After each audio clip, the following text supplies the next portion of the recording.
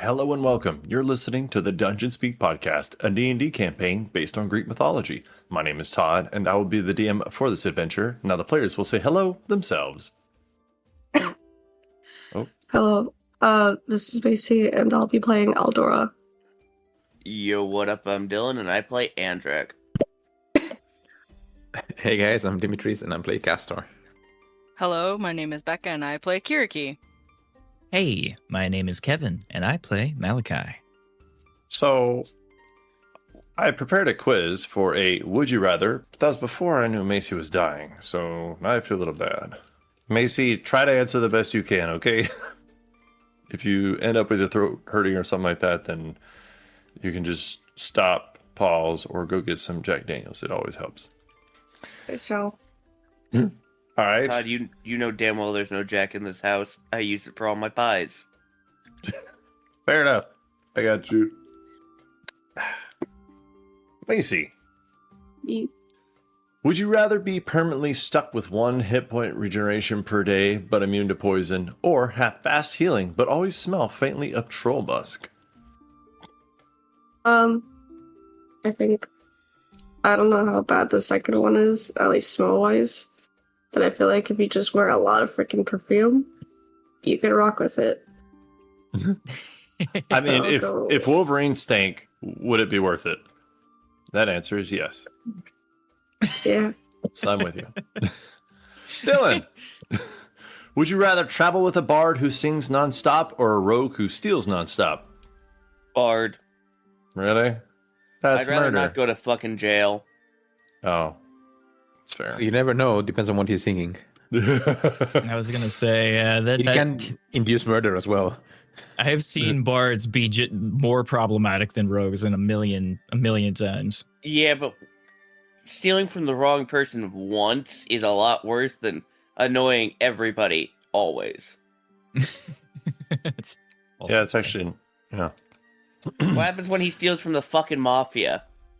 bad things. No more spaghetti. Exactly. Demetrius, would you rather camp in a haunted ruin full of whispers or on a mountain cliff during a lightning storm? I think the lightning storm. Really? All right, fair enough. Hey, Becca. Yeah. Would you rather always roll advantage on initiative but disadvantage on persuasion, or the other way around? I think it depends on the character. Okay, Kiriki, would you rather roll advantage on initiative but disadvantage on persuasion, or the other way around? The first one. Yeah, I kind of figured. Has Kiriki ever used persuasion? Yeah, but it doesn't go her way. Oh, yeah. Hey, be my friend. No. Okay, then you die. Okay, we're friends. Kevin, Hi. would you rather fight a single CR20 dragon or 50 CR1/2 kobolds? 50 CR 1/2 kobolds. Line them up and knock them down. That'd be so fun. I love fighting lots of little, easy to fight monsters. That's a lot of fun to me. That is a definition of a bully. I don't know if you've looked it up recently. We don't support that here at the DSP. Lies. Yep, complete. Fire. Adora, you there, you little midget? Just playing. Jesus Christ. She's sick, Todd. It's called kicking the mother down. That's what you're supposed to do. Macy, would you rather every NPC instantly trust you but never respect you, or always respect you but never trust you? This poor girl. Respect. There you go. That's actually a good thing, because then they're more likely to help you out. Dylan, would you rather carry the cursed loot that whispers to you at night, or wear armor that can never be removed once equipped? Ball armor time. Fair. What a surprise. I'm gonna go on a mass killing spree. Nobody can stop me. Yippee. Damn. That escalated. Demetrius, would you rather your familiar talk back constantly with sarcasm, or be mute but incredibly judgmental? If it's mute, how do I know it's incredibly judgmental? Eyes, my friend. Does it mean towards me or in general? Because In I would general. enjoy a familiar being sarcastic to everyone. It says, in general. Well, no, I think I think the second one probably, because I don't think I would be able to take it too long It's fair. kept being sarcastic. Be dismissing that shit. Hey, Becca. Yeah. Would you rather travel with no gold but have divine blessings each dawn, or be rich beyond reason but cursed with nightmares from your treasure? Oh man, that one sucks. I would have preferred the familiar question. You would murder the familiar. Not true. I thought the judgmental stare was even funnier. I'll take the nightmares. Really? Yeah, Hard to have a nightmare on a yacht. that's true. Interesting. I can't I don't- argue with that, but interesting. I don't know it to be a fact, but if anybody wants to correct me from their yacht, email me. Todd would love to prove his theory on your yacht. Yeah. You can email me at the dungeonspeakpodcast@gmail.com. Feel free to send me your photos and an invitation. Kevin, Hey, would you rather be the hero who dies saving the party or the one who survives but is forever blamed for the tragedy? Unfortunately, I feel like I know this one. yep, hero dies. Hero dies Yeah. every time. Gotta do it. It's the best way to go. I am the loudest supporter of the heroic sacrifice. I will take that option 100% of the time is given to me. It's the best way to die. Yep. Be remembered, kids. Go out there and find a way. Yeah. Macy, would you rather miscast Fireball in a tiny room or polymorph yourself into a chicken mid-battle? Think carefully. Chicken. There you This go. I fucker's agree so with hard you to on the chicken. catch. Well, A So chicken unless is I not was- hard to catch. You just grab one of its legs and you're good to go. uh-oh. It's true. Doesn't sound like your Becca's actually experience. very true in that. Yeah, Alabama's coming. analysis. Yeah. Stop.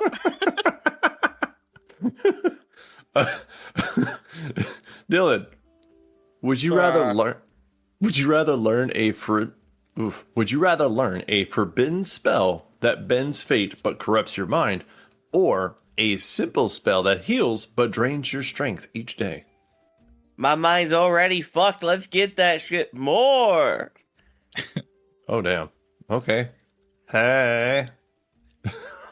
Demetrius, would you rather your spell book constantly catch on fire but regenerate, or your component count your opponent Yep. Mm-hmm. words, or your component pouch keeps summoning random items instead of the right ones? But the component pouch doesn't summon items. You already have them. It's holding the items already, right? Mm-hmm. Mm-hmm. So Sounds what like do you wild mean? magic, but wizard.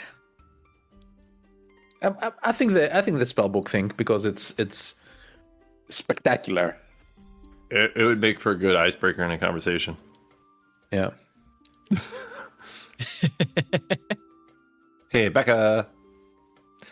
Hello. Would you rather have unlimited prestidigitation but no other magic, or one daily use of wish that always has a twisted result? Oh, prestidigitation. I kind of want to give this question to Kevin only, but because I feel like nobody else has really done it. But if any players ever try to use a wish spell, I'm the only person who tries to see their wording and how you can fuck it up. Tangling with wishes is a very dangerous thing, and you definitely should not wish for things without considering every syllable of the wish you're about to drop, because yes, Todd is correct. I will fuck with you. Yeah, it's pretty great. Kevin, would you rather have would you rather have to shout every spell dramatically or cast silently but the effect always has pink glitter? I don't see the downside to either of those. Those are both fantastic. That's why this conversation is going to be very difficult for It's me, very because- anime. Like instead of like fireball, it's like fireball. Ultimate fireball of unending doom. Let's see. Yeah, no, I'm going with the loud shouting because I think that would be fucking hilarious if I agree. everybody else in the party had the other effect. Pink Aw. glitter would be so much more fun, though. Every I just time you like- cast fireball, it just coats the entire room with pink glitter. I think it'd be hilarious if it was like a party of spellcasters and everybody was casting glitter left and right, and then there's just that one guy who runs in and screams his every single movement. Just I'm be ready. So funny. Fireball. I Lightning am bolt. approaching you aggressively to cast a spell. I cast fireball. Macy, would you rather your mage hand be visible and judgmental, or invisible but love slapping things at random? Judgmental. It could match my familiar. I so desperately want to see a judgmental mage hand. It just So it do waves I. its finger back and forth constantly, like tisk. It's tisk, just the tisk. thing from the Addams Family. Oh Yeah, my exactly. Gosh, I really enjoyed that. Dylan, would you rather drink a potion of giant strength that lasts for an hour but gives you a hangover for a week, or a potion of invisibility that works for 30 seconds total? I'm not weird, and I don't want to go invisible. Hmm. I've never had a hangover, so I guess I'll find out what that is. It's not that bad once you get used to it. Becca, Todd's Nope. pro at hangovers. I got you, cuz. Demetrius, He's hungover right now. Yes. hey. Would you rather share one spell slot pool among the whole party, or have twice as many spell slots but no long rests? That's the So dungeon I crawl. would never regain my spell slots.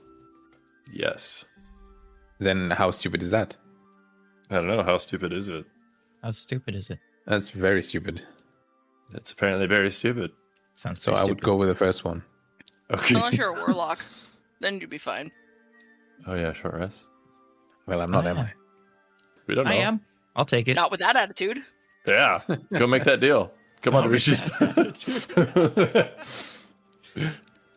Becca, would you rather use an artifact that screams whenever you roll a natural 1, or a staff that groans when you roll a natural 20? I think I'd rather a staff that groans when you roll a natural 20, because I think I'd get startled if something screamed all the time. I'd be so annoyed by it. The groaning isn't so bad, because it could be like, ugh, or like an inappropriate groan, you know? Just depends on which way you want to go. Hey, you roll that 20, you... Ugh. I don't know anymore. You're It would welcome. be like a satisfaction, going like, "Mm," something like that. That'd be- And oomph on the 20. That's Yeah, acceptable. is it- That's acceptable. Is it a groan or a moan is the real question here, because that makes a big difference. If it's like a oh, or if it's like a, I'm not going to make the sound, but you know what I'm talking about. I have no idea what you're talking about. You have to make the sound. Yep. Dylan will do it for me. Or not. Fuck me, I guess. Yeah, pretty much. He unmuted, said nothing, and muted again. Oh, it didn't pick up. Sorry, Oh, no. let me just... Oh, that's why I didn't pick it up. You're too high Yeah, pitched. yeah. I'm okay with that. Yeah, the staff. That's the better option. All right. That was the longest discussed question. Mm-hmm. Mm-hmm. Kevin, Hi. would you rather every spell you cast be twice as effective but randomly target someone else, or always target perfectly but only be half strength? I like chaos. I'll go with the first option. Sorry, everyone. Chaos Demon.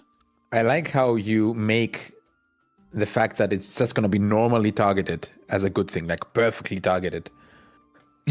But half You strength. try to pass it like a positive, but it's Well, no. just, So it'll be random but twice as strong, or Yes. it'll hit perfectly but only half strength. you mean always hit?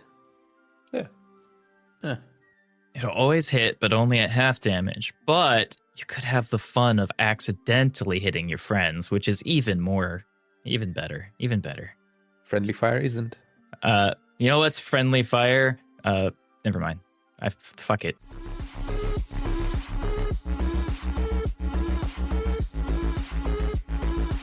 Hello, my name is Becca, and you are listening to the Dungeon Speak podcast.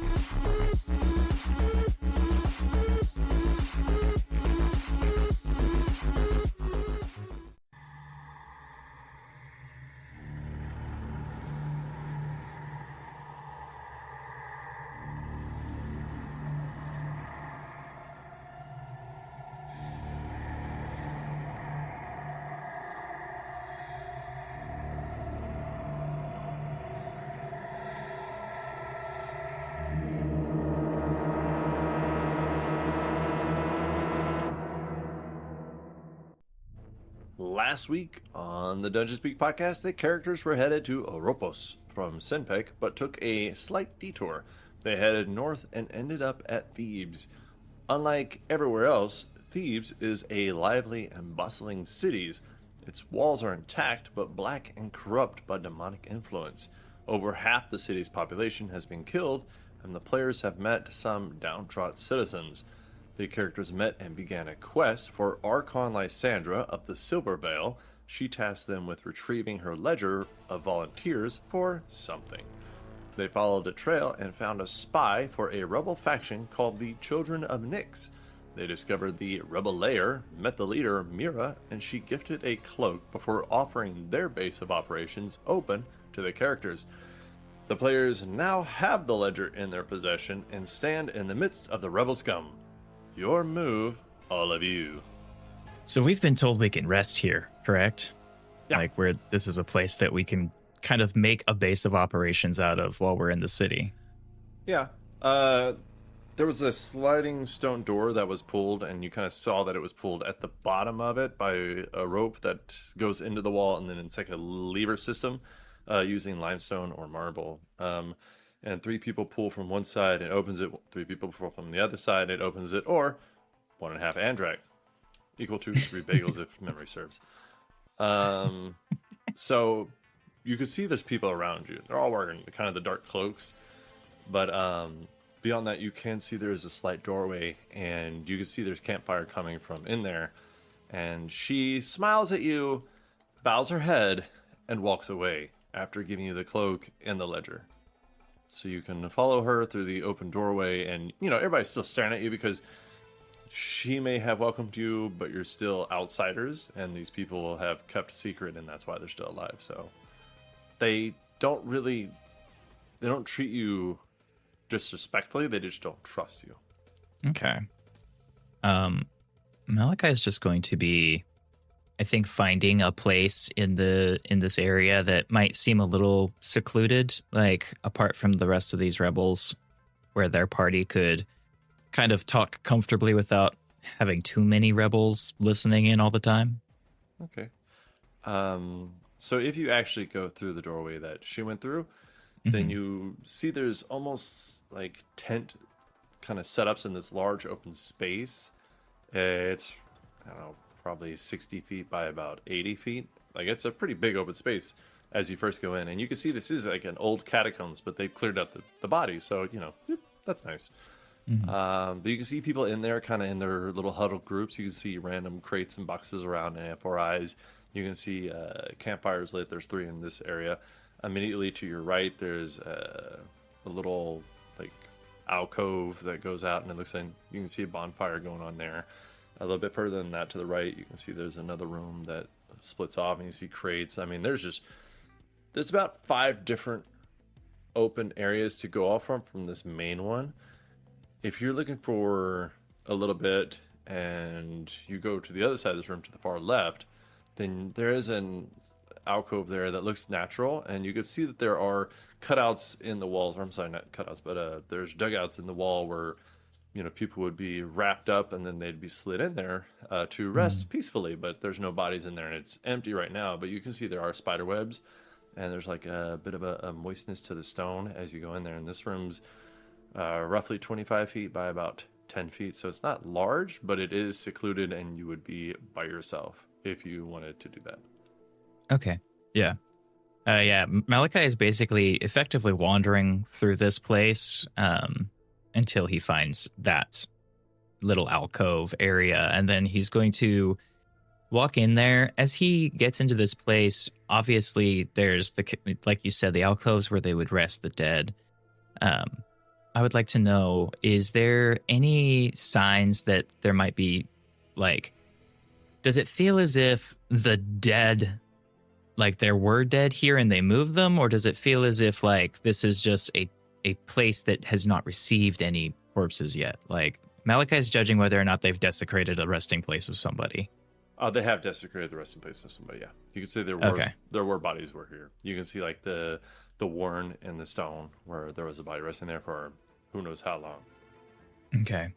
Then as they get into that place, Malachi is going to spend some time kind of ritually going to each of the alcoves and trying to effectively like make peace with the spirits that may have been disturbed, if there are any, from that desecration. All right. So for an hour, not playing. There are a couple things I wanted to point out real quick, though, as you walk around. So you do see a Shrine of Nyx carved from an ancient sarcophagus lid. Candles flicker on top of it with star symbols painted from ash and oil. You can see there's offerings of crushed obsidian, raven feathers, and bits of like night blooming jasmine that are placed in bowls. Castor will recognize that as, because I believe your religion check was like a 31 or some shit like that. So he would recognize that as a practice. Who is it? I don't know which one of his roles was the last one he did for that. I don't know, I just remember it was like high, so I had to tell him everything. I think I rolled a natural 20, or am I wrong? Sure. I think with that. Yeah, that sounds like great. You can see above like the campfires that I was talking about, there's constellations etched in the stone above the campfires. So kind of a reminder of the stars to the rebels that are in here that haven't seen or been from underground in a while. And then like as you go into the alcove, and you guys will constantly be here dripping water from like the deeper within the little tunnel systems, and like soft chants from a lot of the initiates who are praying to Nyx. And then if you are in here at night, there's a lot of hums and chants that happen here. But Castor would not be surprised by that. Who actually had the cloak, by the way? I'm sorry. I believe Malachi took it. Okay, did I send it to you or no? Let me check. You would have sent it. You did not. I'm gonna work on an image for that while y'all talk. Yeah, you guys. I don't know if you're all following Malachi around or if you guys went your separate way, but eventually you would see that Malachi has settled into this alcove area. He seems to be going from like alcove to alcove, putting down some types of like perhaps oils, or maybe marking things in the dust, whispering things under his breath, bowing his head, very ritualistically going to each alcove. It looks like he's doing some kind of something over there. Kiriki will follow, but like keep a like vigilant eye out. Not that she's very perceptive, but she's kind of nervous about being down here. Castor will follow you, Malachi, and be more curious as to what he's doing, and like try to observe and see what he's doing. Yeah, you Castor's perception is good enough. You would definitely like make out that he's performing a ritual to try and appease any spirits that may have felt wronged by their tomb being desecrated. He said nothing, and he really didn't acknowledge it out loud or anything. He walked into this alcove area, saw the resting places without bodies in them, noticed that there were once things there, and it just immediately went over there and started doing it. So he hasn't said anything to anybody about it, but he is doing that. Does Castor speak Infernal? No. Okay. I mean, he's, like you said, he's perceptive. So he would like maybe have a hint of what you are doing, but he doesn't in any way ask you questions, interrupt you or anything. He's just trying to observe and like be respectful about it. Gotcha. Because he understands something about like sacred places and the sanctity of an area. Mm-hmm. There is a moment like when he's getting through some of these, there is a moment where Malachi pauses and he kind of stares vacantly a little bit at one of the tombs area, one of the catacomb areas, and it looks like he may be confused for a second, and then he shakes his head a little bit and moves on. He's going to be doing this for like maybe 30 minutes or so, however long it takes for him to go through it ritually, basically cleanse each of these disturbed tombs. Why? Like, why are you doing that? Oh. Well, these were once resting places for the dead. These people have moved them from their final resting place. Their souls are probably already in Hades, but it's not right to leave them unsanctified. I doubt these people have cared that much. I don't think their goddess really cares that much about the dead. At least, I don't know if she does. I've never heard of this Nyx before we arrived here today, so honestly, He looks down at his hand. There's like dust on it from him touching the various catacombs and stuff, and he rubs the dust between his fingers for a second. I honestly didn't think too much about it. I saw them and I knew it needed to be done. No, not judgment. I was just curious. Well, that's totally fine. Curiosity's good, and it inspires learning. I'm surprised you didn't yell at them for moving the corpses. Well, the corpses are already moved. It's not like they're going to put them back. It's easier to just sanctify the resting spot and move on. I don't need to start conflict with our new, I suppose, potential allies. I'm not sure what they are to us yet, aside from a safe place to be for now. Despite what it may seem like, Hades doesn't actually demand that I kill everything. I thought this was just old and sick people. For the most part, yes. I actually don't believe that Hades has ever wanted me to kill anyone outside of those who have wronged him or the gods and the sick and ill. Well, the demons. He's very, very keen on me killing the demons, but that doesn't count. At least I think he is. You know, a lot of how I communicate with Hades seems to be instinctual rather than words or spoken rule. It's just as if my body decides to do something and I have no choice. I mean, if that's how he speaks to you, I guess. Okay, shrugs. I'm kind of past the point of arguing it, kind of trying to accept my lot and just know that I can at least choose how some things happen, but no sense in continuing to struggle against it for now. I mean, that's the right way to go about it. It's not like you can change it. She says that, and his eyes kind of drift down to the ground as he begins to move over to another catacomb. Seems to be like that specific way that she said that kind of makes his mind start thinking. He looks a little bit lost for a second. Oh. No, her insight's not high enough. She would not notice. You hurt his feelings. She wouldn't notice.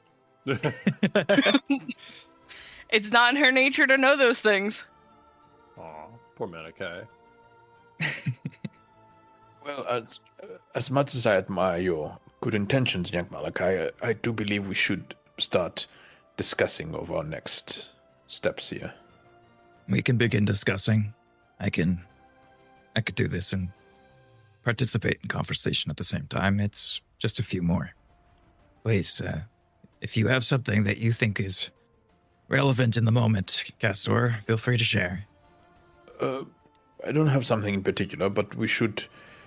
I mean, we did find this place, and we might consider it safe, but we should not stay assured and inactive. We should directly start thinking of our next steps and what we do after here, right? So, is everybody around? Are we all together? Everybody is here, I believe. Yeah. I Although I've think been sticking close to you guys. So we're just following around Malachi like a litany, like we're... I told you guys to do what you wanted. You didn't have to follow. What's the word I'm looking for? Like an entourage? No, a procession. What's it called? Like when you A procession, yeah. Yeah, procession. All right, good, correct word. Yeah, like a possession. That would be your choice. I didn't make you do nothing. Malachi's just independent, so he started doing his own thing. He would, if everybody really did just kind of follow him in here and is standing around, he would look over his shoulder a few times awkwardly at everybody standing around watching him. Judgmentally. He'll finish up, and then he'll approach everybody and say, well, we know this much. We've got the litter. The councilwoman of the city required that we retrieve it. We can fulfill that and get on the good graces of the potentially corrupt officials leading this place. And then I suppose we'll do whatever it takes to aid these rebels in their fight against the demons. I'm not sure what that looks like yet, unless anybody has an idea. We were asked to do something from the Titanomachy, right? Todothan? I don't think so. No? They just wanted you to help. Thought Yeah, you I told think us we- to do something, but I just can't remember what. I thought we were gonna rest and then go deal with that. That's why that was my impression as well, is that we were going to take a rest here because it was growing towards the end of the day anyways. And then we were going to start by passing off the ledger to the lady and see what that gets us and where that takes us. Okay. See if there's a way that we can get in on further information. We're trying to be the man on the inside, I think, is the general air of what we're trying to do. Then we should take our rest and get ready in a few hours. Very good. Malachi is going to toss out his 2 bedrolls. Thank you again, Andrak. And I am curious. I have a question for either Todd or Macy, whoever's got more information on the idea right now. The paint set that she has, does it always produce a magical effect if you use the paints, or is it just if you want to? It always uses the magical effect. Okay. Like, I'll be double checking that, and I'll let you know if I'm wrong. But I'm pretty sure because it's a magical item that every time you use the paint, it's active. Okay. Another question for Todd. This is kind of leading in. So, above board, Malachi wants to alter his chest plate that he got to. He basically wants to paint it or do something like that to kind of change the iconography from Poseidon to Hades, since he's not a follower of Poseidon, but the chest plate does good shit. So, but would that be would he think that is like a highly sacrilegious thing? Would that be very bad for him? That is a debate for Malachi. I see. It doesn't mean anything unless you put meaning into it. You know what I Okay, so it'd be basically his determination if he's willing to try and test those waters. I wanted to know that because I don't think Malachi really gives a shit about what Poseidon thinks, but if it was going to evoke the wrath of the gods upon him, he probably still wouldn't do it. But if it's not if he's not conscious enough to understand, hey, this, if you paint over one symbol with another symbol of a god, you're going to get smote or something like that, then that doesn't matter to him. No. Besides, Hades can take Poseidon, so it's no problem. Dope. He will probably be looking to stop somewhere next time they're in town to get paints to do that then, but he doesn't want to use the magic paints if they're going to do magic shit. So I guess for tonight then, he just takes off his heavier gear, like the breastplate and his weapon belt and stuff, and kind of sets them aside his backpack and lays down against the wall, opens his book. You're almost there, aren't you? Oh yeah. Where's my note? I think it's only 8 hours left before I finish that book. Shit. Is it think less it's than less than that? I think. Let's see. Spent studying the tome. You are correct. It is only 6 hours left before I finish my book. We're almost there. You got 1 hour, and when that hour comes up, the book's gonna get stolen from you. Well, I mean, I could theoretically just power through, read those last 6 hours tonight, and deal with exhaustion in the morning. It might be worth it, honestly. It's up to you. You got a lot We're- out of it either way. I'm gonna put this into a dual like mechanical. I want this boon, and also Malachi character portrayal here. He's in a new place filled with people that he doesn't trust, so he's going to stay up and read his book under the like impression that he doesn't really feel comfortable sleeping here yet. Okay. So that Surrounded means by when everybody these wakes people. up, you will have +2 more to your charisma, I believe. That is correct. Oh, shit. Okay. Good God, I finished the book. It only took 40 sessions. Worth it. Worth it. All right. What are the rest of you guys doing? Like, Like they have supplies here, so if you actually need anything, they might have it, and they have food. That helps also. so, I notice Malachi staying up and like not resting, and I go to him and go, Did you stay up all night to read your book? He like rubs his eyes a little bit. Yes. Although the book was kind of just something to pass the time. I more or less just I didn't want to have to rest around these people. They're strangers serving a goddess I don't know. It's smarter to stay awake. We're gonna have a potentially long day ahead of us. We do need you on the top of your game, young Malachi.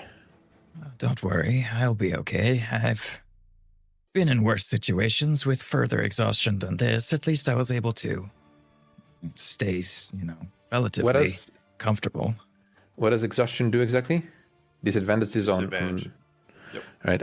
And this is the pace of the party. Keep that in mind. Allow me to aid you a little bit with nature's touch. And I put my hand on his shoulder. I mumble a few words, and I cast Greater Restoration and remove the fatigue effect. Oh, shit. I don't think that works with exhaustion. You imbue a creature you touch with positive energy to undo a debilitating effect. You can reduce the target's exhaustion level by 1 or end one of the following Hey. effects. No shit. There you go. Wow. Okay. That's fucking clutch. How come nobody's ever done that? Becca, didn't you have that shit on Mabari? No, I had lesser. It's a 5th level spell. That would have been, you know what? Inspiration, sir, because that's going to be worth it today. Hell yeah. Ooh, Good job. That's my 3rd inspiration stacking up. I take it back. Not playing. That was a good idea. No It's gonna pay take-backsies. off. Take backsies. It cost you a lot, but it was worth it. One of my He- 2 5th level spots. He, like, as you do this, he blinks a few times, and you actually see there's, like, visible dark bags under his eyes that kind of go away a little bit, and his skin clears up a little as it's very apparent that your Greater Restoration may have done a little bit more for him than just keeping him awake. He flexes his shoulders a little bit as he sets the book down and, like, grips his fists tight and looks up at you and says, "Holy shit, Castor. Thank you. I feel better than I've felt in weeks." You're quite welcome. We do, like I said, need you tip-top state. I'll be sure to try not to let you down today, then. I appreciate you. You once again prove that you are a very helpful person to have around. We all do our part in our own way.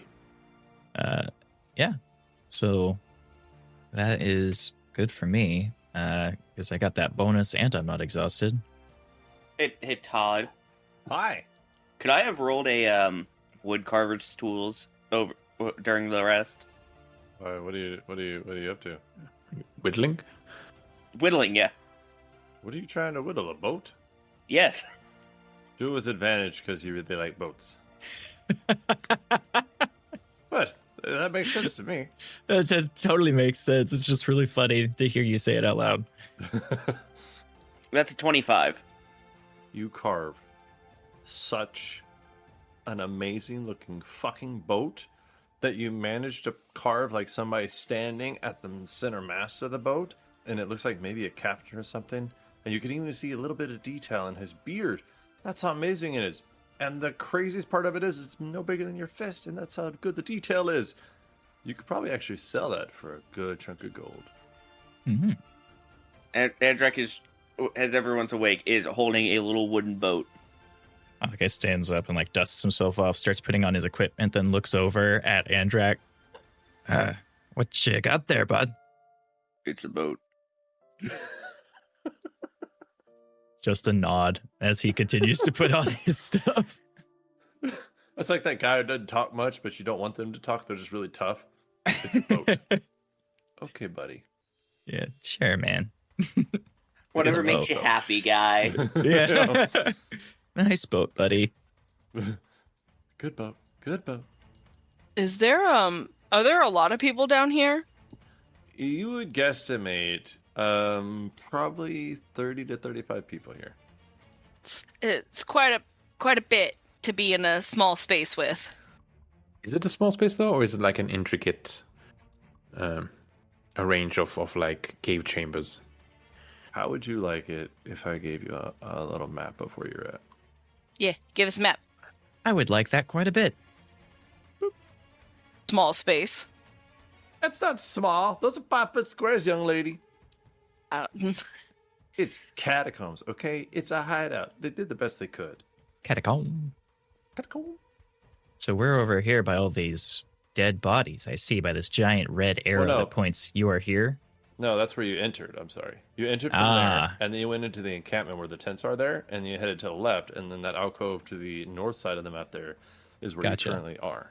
The one that is roughly about 10 and a half or 20 and a half feet, Yeah, about 30 feet-ish, roughly. Sure. If you count the two half bricks. Yeah, it's about 25 feet. Okay. So the main tent area is where the majority of these people are. Yeah, It- you'll see just- some just- scattered every now and then, but mostly, yeah. Just a rough guesstimation based on what we've seen so far about how many people total does this place seem to house? Like how many people are actually rebels here In the city or in this area? in this specific cave network in this area? Probably 30 to 35. Okay. Todd, how many days has it been since we saw the Hydra? About 30 to 35. God, I Uh, hope not. The same answer for everything. 3. That's gotta 3? Okay. Yeah. I believe Okay. this is the third day. Okay. I'm just keeping track of something. Becca, Yeah. what are you about to do? I'm not doing nothing. I'm keeping track of something, but I actually need to see if I still need to fix roll any more from no, my helmet is charged. Okay. Yay. Did I ever figure out how to charge the Rod of Curing? No? Can I roll to see how I charge the Rod of Curing? Well, because it's demon magic, and you haven't really been around any kind of demon magic to learn about it. So I'm not going to say it's outside the realm of Kiriki to do, but right now, without having any kind of insight of how to do it, it wouldn't really do any good. Because you'd be trying to basically guess your way through it, and guessing your way of how to refill a magic item doesn't usually end well. Until you get more insight about the way the magic works, you're not going to be able to I make study this the work. magic of the staff without actually having to utilize it. You can study it, sure. Can I make an Arcana check to see how close I get To what? to Studying studying it? Yeah. You can study it all you want. You can look it over. It doesn't have any more charges, right? No, it still has a few. I haven't used it very much. So use the charge, make an Arcana check, and we'll see how you do. All right, I'll use a Can charge. can I give you the help action? Yeah, you can help her with it. You can Cool. watch it with her in case she misses something. Yes, I will do so. I used a charge. I'm at 7. I didn't really heal anything, but I There's don't sick think people in anybody the other needed room, healing. I don't know them. These are the heroes. Ooh. 13. Damn, girl. A 13. Yeah. Not optimistic for our day's adventure. Mm-mm. It's made of wood. So it's actually not. Oh, sorry. So- yeah, but you roll the 13, so it doesn't know. That's fair. It's a really hard white wood. Jeez. So it is wood. I understand why you said, "Oh, Todd, you're gonna have to go to jail for that one." Kiraki's unable to make heads or tails of it. I got 7 more charges. I'll figure it out. I'm gonna go ahead. Let's see here. 2d8 plus 4. I'm gonna roll for my staff of power since I rested as well. I'll put my health back to what it should be. I wouldn't do that. I mean, oh, I'm kidding. Sorry. I do like my health right now. It's real funny. It's a good number. Damn, that's a good roll. My staff of power is fully charged. Yay. All right. You guys wake up the next morning. Dora did all the talking. What do y'all want to do? Who is currently in possession of the ledger? I have Is a it me? page from the ledger. I don't know who grabbed it, though. I can't remember. I know I have that small section that we took from the guy who pissed himself. I don't remember his name. Piss guy. Yeah. Yeah, piss guy. I think Malachi took the ledger. Okay. So Malachi is going to. I would like to look through the ledger before we take it to be handed off to see if there's any information that is necessary for our party to know looking through it. It's just a whole lot of names. No titles, just names. Some There's of no- them were in silver, correct? Yeah. That was the torn page that you had. So Are there there's any no more in other silver? names? Oh, dear. Like- What? Sorry. Go ahead, Becca. There are no other names in silver, or near have silver writing next to them. No, ma'am. Okay, well, this is interesting. Kiri, can you pull up that? Can you bring me that page that you took? Yeah. He holds- Kiriki will take the page and give it to him. He holds it up to the book and looks at it back and forth. Is the writing the same on the two different pages? Yeah. I mean, it's written in different times. Like, you can see one's more relaxed than the other. Mm-hmm. But that's about it. I mean, other than that, it's the same strokes with the T's and the A's. You can see Handwriting dots seems the are same. all- Yeah. Oh, well, this looks like it definitely comes from this book, but it's strange. The page that we have separated is the only one in this entire ledger that seems to have this silver scrawl on it. Possibly, I suppose, why this one was ripped out and not more, but that doesn't give us any indication. There's no key in the book as to why the silver makes any difference. Would it be that it was just the significance of the names and they put the silver after they tore it? Malachi shrugs a bit. I mean, I don't know. I'm not a well-studied man. I don't know exactly what the difference of color coding lines in a book really has in significance, and I'm not sure we're going to be able to ask our, I don't know, employer, benefactor, whatever you want to call her. I think we should keep this one page, though, even if we do hand in the ledger. I believe that would be the correct choice, yes. This is what's written on the page that I gave. Are these names... Okay, there's only one marked in silver. It says he's Wow. a military champion. It could be why his name is marked in silver. I wonder if he is alive. I don't know. We could probably ask. Or There are are we people gonna here. Oh. I guess these people might know something. Yeah, He, probably. he closes up the ledger and he tucks the extra page in his bag. He doesn't even think about giving it back to Kiriki.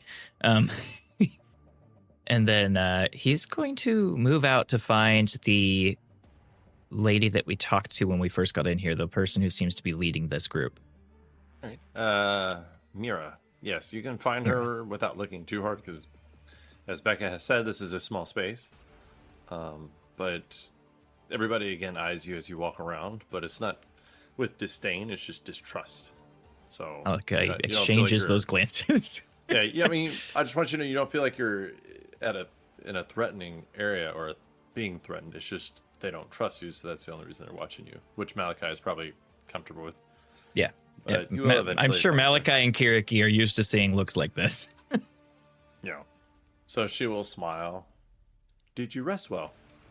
I Yes, we did, I believe. I'm sorry to bother you, but I'm curious.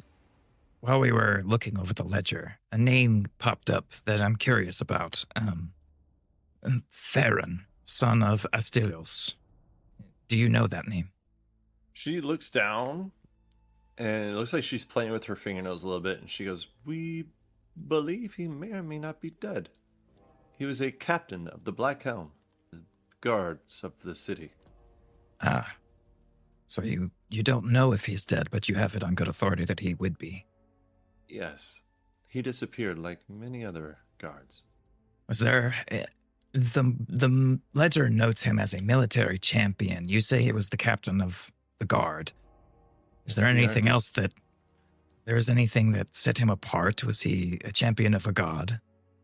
No, but he never stopped trying. He challenged everyone, including the Triarchy for the city. He lost, but he challenged them nonetheless. He staged a coup and they kept him as leader of the guard? No, he just challenged the authority. Oh, it wasn't a full takeover attempt. It was just... Okay, I understand. Sorry, but what do you mean by challenged? Just was vocal about it, or did he take action? So, Strategos Pheron is the general of Thebes' army and commander, and the captain disagreed with him, and he didn't like the way he ran things or the way he treated the soldiers. So when he challenged him, they tried to get him to back down or demote him or send him packing, but it didn't work. I see. Above table question, Todd. The place that we are currently located is the Black Gardens, is it not? Yes. Okay. Wait. Yes. I'm pretty sure that's where we were told to go, is to the Black Gardens, and I believe that's where we're at. You're in the catacombs that are located in the Black Gardens. Where are you? Yeah. Okay. I would love for either you or Demetrius to pronounce the second to last name of that list of names that Becca posted for me. Laudiki. Laudiki? Laudiki, yeah, or Laudiki. Okay. Malachi is going to ask about that name as well. Laudiki, a temple maiden of the Black Gardens, I suppose. I'm just curious if that has any relevance since you're holed up here, if you know that name. She shakes her head. I don't recognize the person, but pretty much everybody who worshipped a god other than the demons were killed. A nod from Malachi. Very good. Thank you for your help. We're just trying to make some sense of our direction here. Before we leave for today, we are going to return this ledger to gain some trust from the leadership of the city. But before we go, I'm curious if there's anything we can do within the city that would help your cause while we're there. Actually, I mean, if you're able to get any kind of paperwork from her, giving you passage through some of her hidden areas, I mean, we could copy that emblem, paperwork, anything at all. She is a politician and a diplomat, but I mean, we could copy that and use it for our own reasons. Some kind of pass. Yes.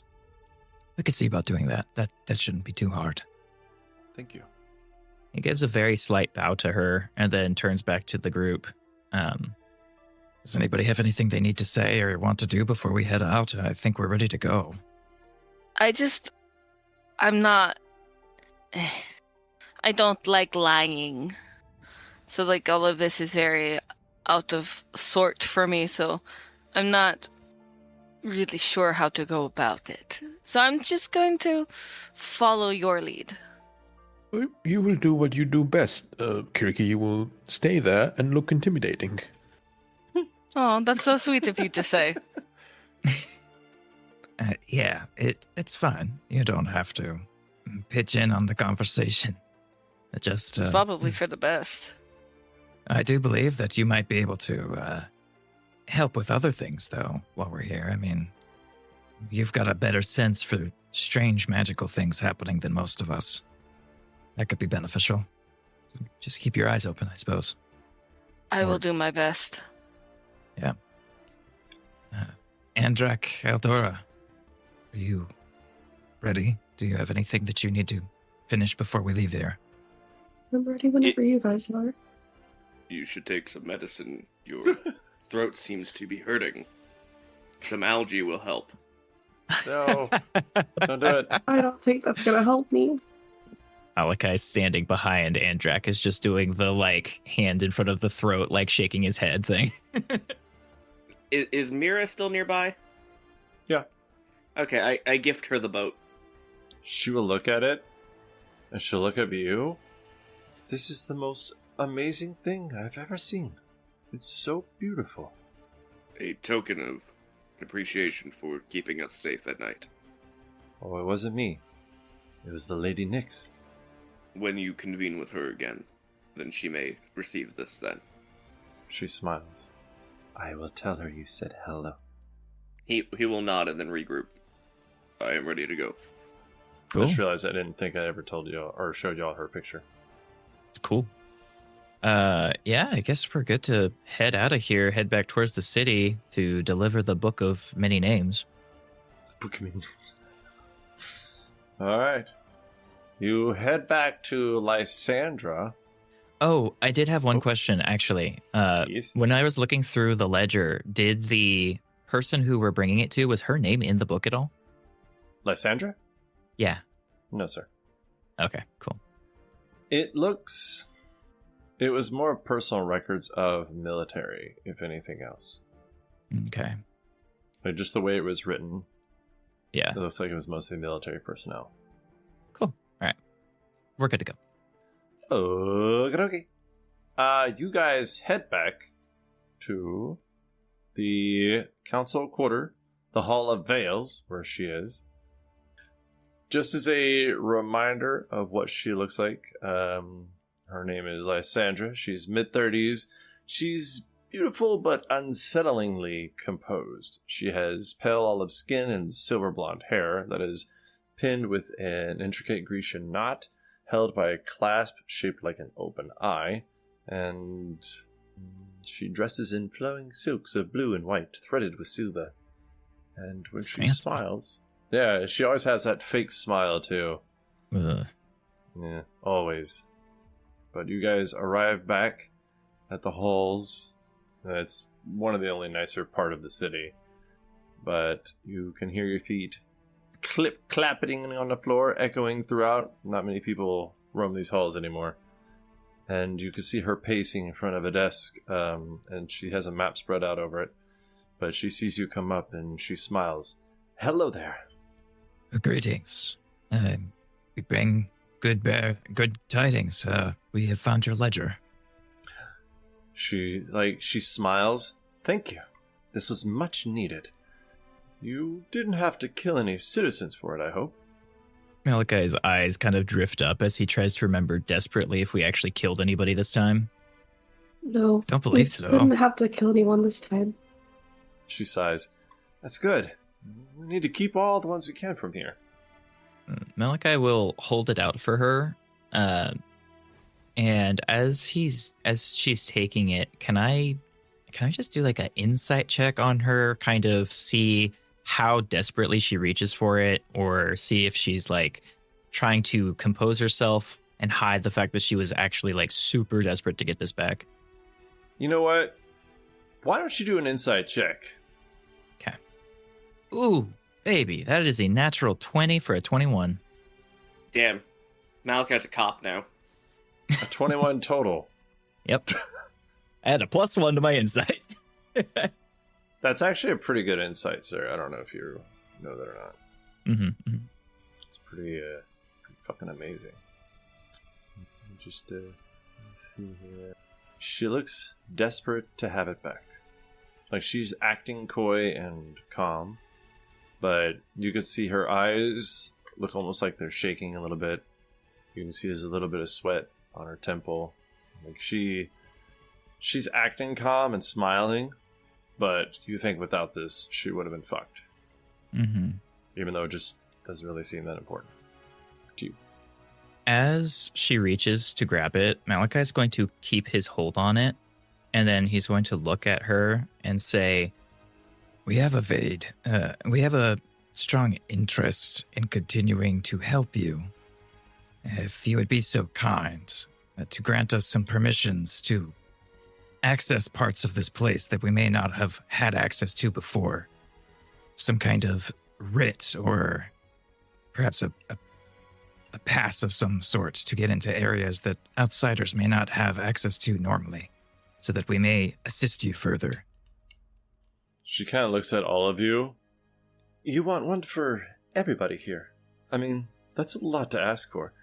I'm basically putting my trust in your hands. Still holding the book before she hasn't taken it from him yet, he kind of looks at her and he says, How long has this ledger been missing? 2 days. And we found it for you in less than 1. Does that not warrant some trust? She looks at you, eyes you up and down. Or a persuasion check. Or deception. But you know what? You're not lying, so, well... Yeah. Either one. They're the same score either way, so whatever you want me to do. I want you to decide, because I think you're borderlining deception because you did lie a little bit, but you're also telling the truth, so... You choose, sir. I will make it a persuasion check because he is trying to negotiate with her, basically. And that is a 21 total. She smiles at you. You are correct. You have already helped me more than the incompetent people around me. Let me get you something. And she goes to her desk and starts kind of rummaging around. And you see she picks up like a little bronze badge. And then she goes to other desk and picks up other bronze badges. And she does this a few times until she eventually brings you back some bronze badges. And she says, these are Silver Veil badges. It's a little bronze badge that's roughly 3 inches in diameter. Mm-hmm. And it only has like the image of a woman on it, but you can see like silver hair coming off of her head, and almost like a penny, but with silver hair. Okay. It's the best way I know to describe it. He will release the ledger to her as he takes the badges and passes them out to the party members. Thank you. She gives you exactly 5. Thank you. No, but what about Ethan? Aren't we supposed to get him a badge too? Who's this Ethan? She says, what did you discover? We have discovered that there were some thieves who thought that this book would be more valuable to them than you. Upon finding their lair, we ran them out of the city and took the book back. I don't think they knew what they had. So there really is some group working against us. I don't know if I'd go so far as to say it's a group working against you. It was merely a few brigands. Probably nothing more than some local thieves who thought that they were getting a score much bigger than they actually did. And you ran them out? Yes, Andrew will nod. I don't believe they'll be coming back anytime soon. They're not dead, but they're quite terrified. One of them pissed themselves.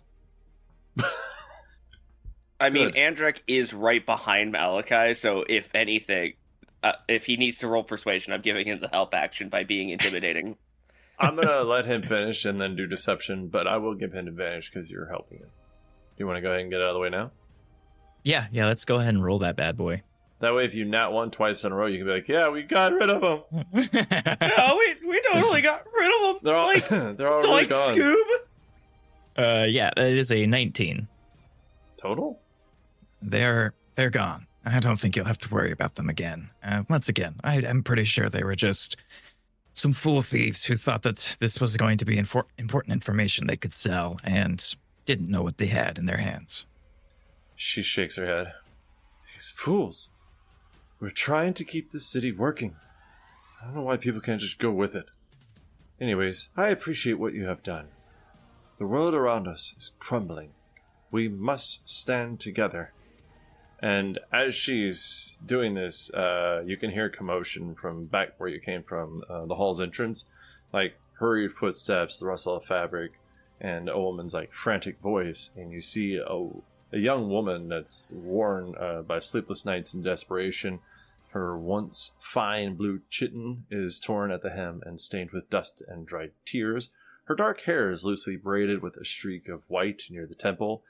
A mark of shock is kind of on her face constantly when she sees you guys, because damn, the group. And you can see she wears a bronze ring that's tied with a strip of red cloth on it. And so she runs up there, and she says, "Lysandra, please, you must listen. He's gone. My husband, Menocrates, up the third watch. He hasn't come home in 6 days." And Lysandra, without turning to look at her, says, "You shouldn't be here." And she's kind of shaking her head. "The council halls are for those who influence the safety and leadership of the city." And the lady, exclaiming and just almost in tears again. She says, "He was loyal to Phaedon, but he spoke kindly of you, said you were fighting for Thebes itself, not the council. Please, you have to help me." And Lysandra just coldly turns back to the map that was on her desk. "Many are missing, girl. We cannot chase ghosts when soldiers bleed in the streets. Go home before you're followed." And you see a couple of guards come up down the hallway, and they kind of gently put their hands on her arm and try to usher her out. And her voice is cracking as she's being ushered towards the door. And she's just pleading, saying, "They said the barracks reek of blood, but no bodies, just empty armor. He's not a deserter. I know he's not." Lysandra, exhales sharply, avoiding the woman's gaze as she turns back to her. And you guys with good passive perception, you see a second of a flicker of guilt before she looks back at the map and starts talking to you guys again. She says, "I'm sorry about that.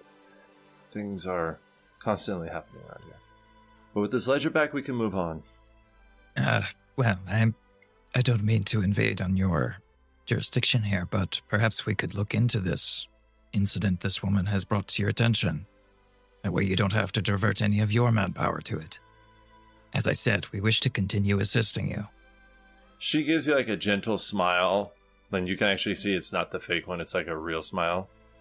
She says, "You seem like you want to actually help, and I almost feel sorry for you. This world has gotten real terrible. The fact that you're able to survive in it says a lot. If you can help her, you'll be helping more than just her. If you're able to actually help find her husband and maybe even some of the other missing soldiers, then I will do what I can to find anything that might help you." Malachi gives a humble, lowered head bow and says, We'll speak with her and see if we can't find a solution. Or these missing people. As I said, I believe that this is the first time we've seen a society still thriving amidst the chaos. And we'd be very interested in keeping it standing. She lowers her head, and Castor, Aldora, Andrak, everybody except for Kiriki and Malachi, pretty much. You recognize, guilt and shame on her face. She says, "Yes, we've kept the city going." With that, Malachi is just going to, kind of maintaining that bowed head for a moment, and then he walks off towards where this lady was, I assume still being escorted out of the building by guards. You don't really run and catch up to her, but you will find her sitting on the marble stone steps outside the hall veils. Her face is buried in her hands, and when she hears you guys approaching, because the place is exactly busy, she'll stand up quickly, brushing away tears. She says, she runs up to you guys, and because you're the one who's constantly speaking, she runs up to you, Malachi, because why not? Mm. She says, "You spoke with her, didn't you? She won't lift a finger for the common folk anymore, not unless it serves the council or the ruling triarchs. But my Menocrates, he's one of them, one of Phaedon's soldiers, and they're vanishing." She puts her hand and grips your forearm, her eyes wide and wet with tears. "They say the barracks are cursed. The men go to sleep, and by dawn, gone. Their beds soaked in blood, their armor empty. The priests say it's punishment for serving a city who makes deals with shadows. But I can't just wait. Please, help me find him. We will do what we can. Where Need you to these tell- barracks? She shakes her head, she nods her head at Kiriki. Yes, the barracks for the Black Helm. It's by the Eastern Gate. Can you lead us there so we can begin? Yes, but I have to warn you. The barracks are supposed to be sealed now. No soldiers' wives are allowed in there, and no one's gone in and out except for the soldiers. Not even slaves anymore. We have. And they're allowed anywhere. I'm sure we'll have a way to get around that. There are many ways to enter a place without breaking in. Malachi holds up his little badge and says, "We've been given access to places that are normally inaccessible for civilians. We have been granted authority by the... what is she, a councilwoman? What is she? Yeah, she's a triarch, so she's actually one of the 3 ruling people in the city. Right. We've been given authority by the Triarch to investigate matters such as this. I'm sure it won't be a problem." She nods her head like really rapidly. It's good. One more thing before we go. He mentioned a strange humming beneath the floor. The night before he vanished. We can investigate everything. The best way to find your husband is to learn of what happened. We should be on our way to the barracks. I will lead you. Once we arrive, I recommend that you go home. We will give you any information we gather. Would you like to write down my address? Or my name? Malachi nods, and he'll pull out a little bit of wrinkly, bad-looking old parchment, and Andrak just pulls out his fucking notepad. Oh, that'd be better, yeah. I don't know even where I got this. he stuffs it back in his pouch. I believe that was one of the slips I gave you. You crinkled Oh, them yeah. often. It says sarcasm on it, you're right. Oh, right. you have that one. I was wondering where that went. She pulls out her little quill and like taps it on her tongue, and then takes your little notepad and writes down 031 Ellipse Lane. Writes down her name. Balaka, you have the GPS app on your god, right? GPS app on your god. Yeah, man, like Hades GPS. Yeah, We have I'm a getting map. tired. Apollo Maps doesn't work as well as it used to. We have a map of the city. We can Yes, we have to cross-reference. run the joke. I did, yeah. We have to run with the joke. She's my friends call me Callie, and I DJ on the weekends. On God. God, no. God, help us. no What were cap. you about to say, Demetrius? Please. No, nothing. I'm just... Oh, Nothing. please, God, say something. I No. think he's just sighing at our antics. Yes. I rolled a natural 20 and groaned. That's all. You do fall into the brain rot. I'm gonna attempt to say this name, Demetrius. Please, don't be too mean. It's Kalianira. I mean, I think it's a made-up name. I've never heard it before. Oh, I don't know. I got it from an ancient Greek. I would book. pronounce it Kalanira. Like, just kind of Kalinira. ignoring the IA sound, just like putting them together. But that's just me. I don't know if that's right. The IA usually is pronounced like Kaya. Yeah. Oh, so he was more Kalyanira. correct. Kalyanira. Yeah. I like that sound. Kalianira. That's so much better. Yeah, yeah. Kalianira. Sounds kind of Yeah. angry. When That's you say how I it, would though. read it based on the Latin. You really gotta say it out of the back of your tongue, like Kalanira. I like having legitimately Dimitri found- here. I found a randomized name thing for ancient Greece, and I just use it every now and then I see if I can pronounce it. And 90% of the time, I can't even read it. Well, that's why you brought me on, I think. So Yeah, that's it. Well, on top of the fact that Dimitri is a very funny person. Stop funny. it. So Damn. she leads us away, yeah? Yeah, yes. We have her address saved on our Apollo Maps, but as we all know, Apollo Maps doesn't work as well. No, of course not. You should have subscribed to Hermes Maps instead. Ah, shit, you're right. I don't know why I keep doing this. It's way faster. Yeah, it's almost like instant transportation. Though I hear ferryman maps is pretty good.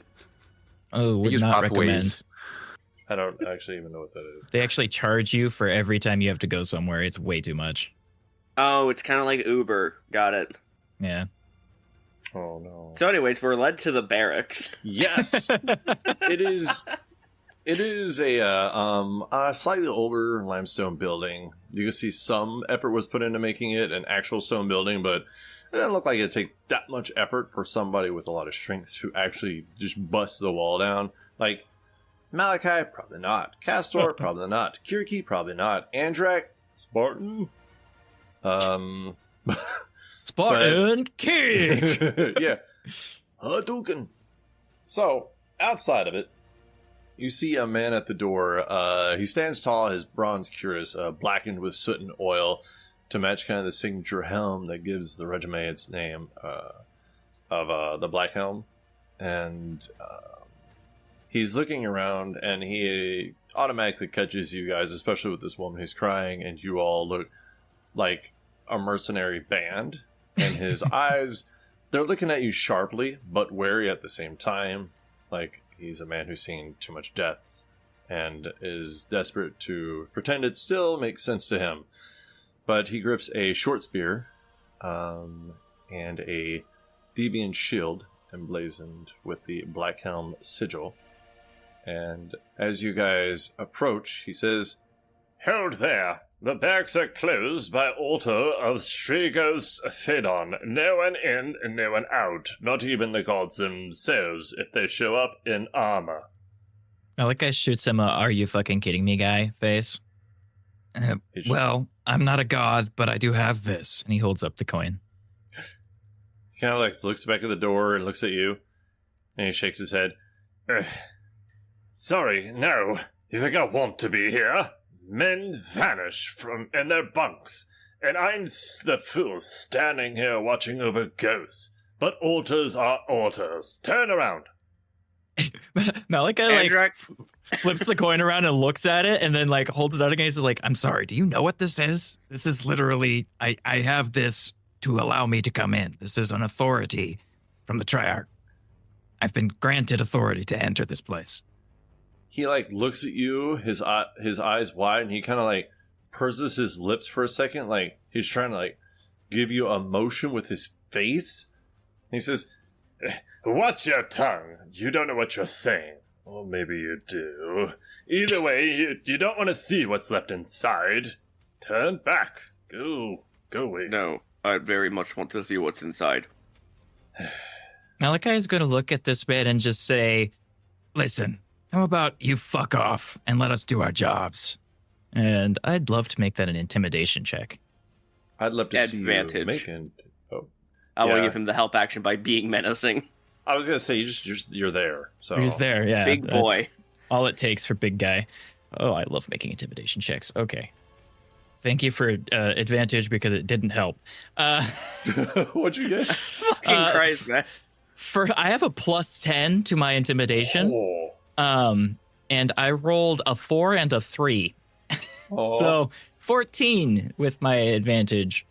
I can give you an inspiration to try and roll again. Well, he already rolled. I already rolled with advantage, yeah. Okay, so it's okay. I appreciate it, though. Damn it. Oh, that's fine.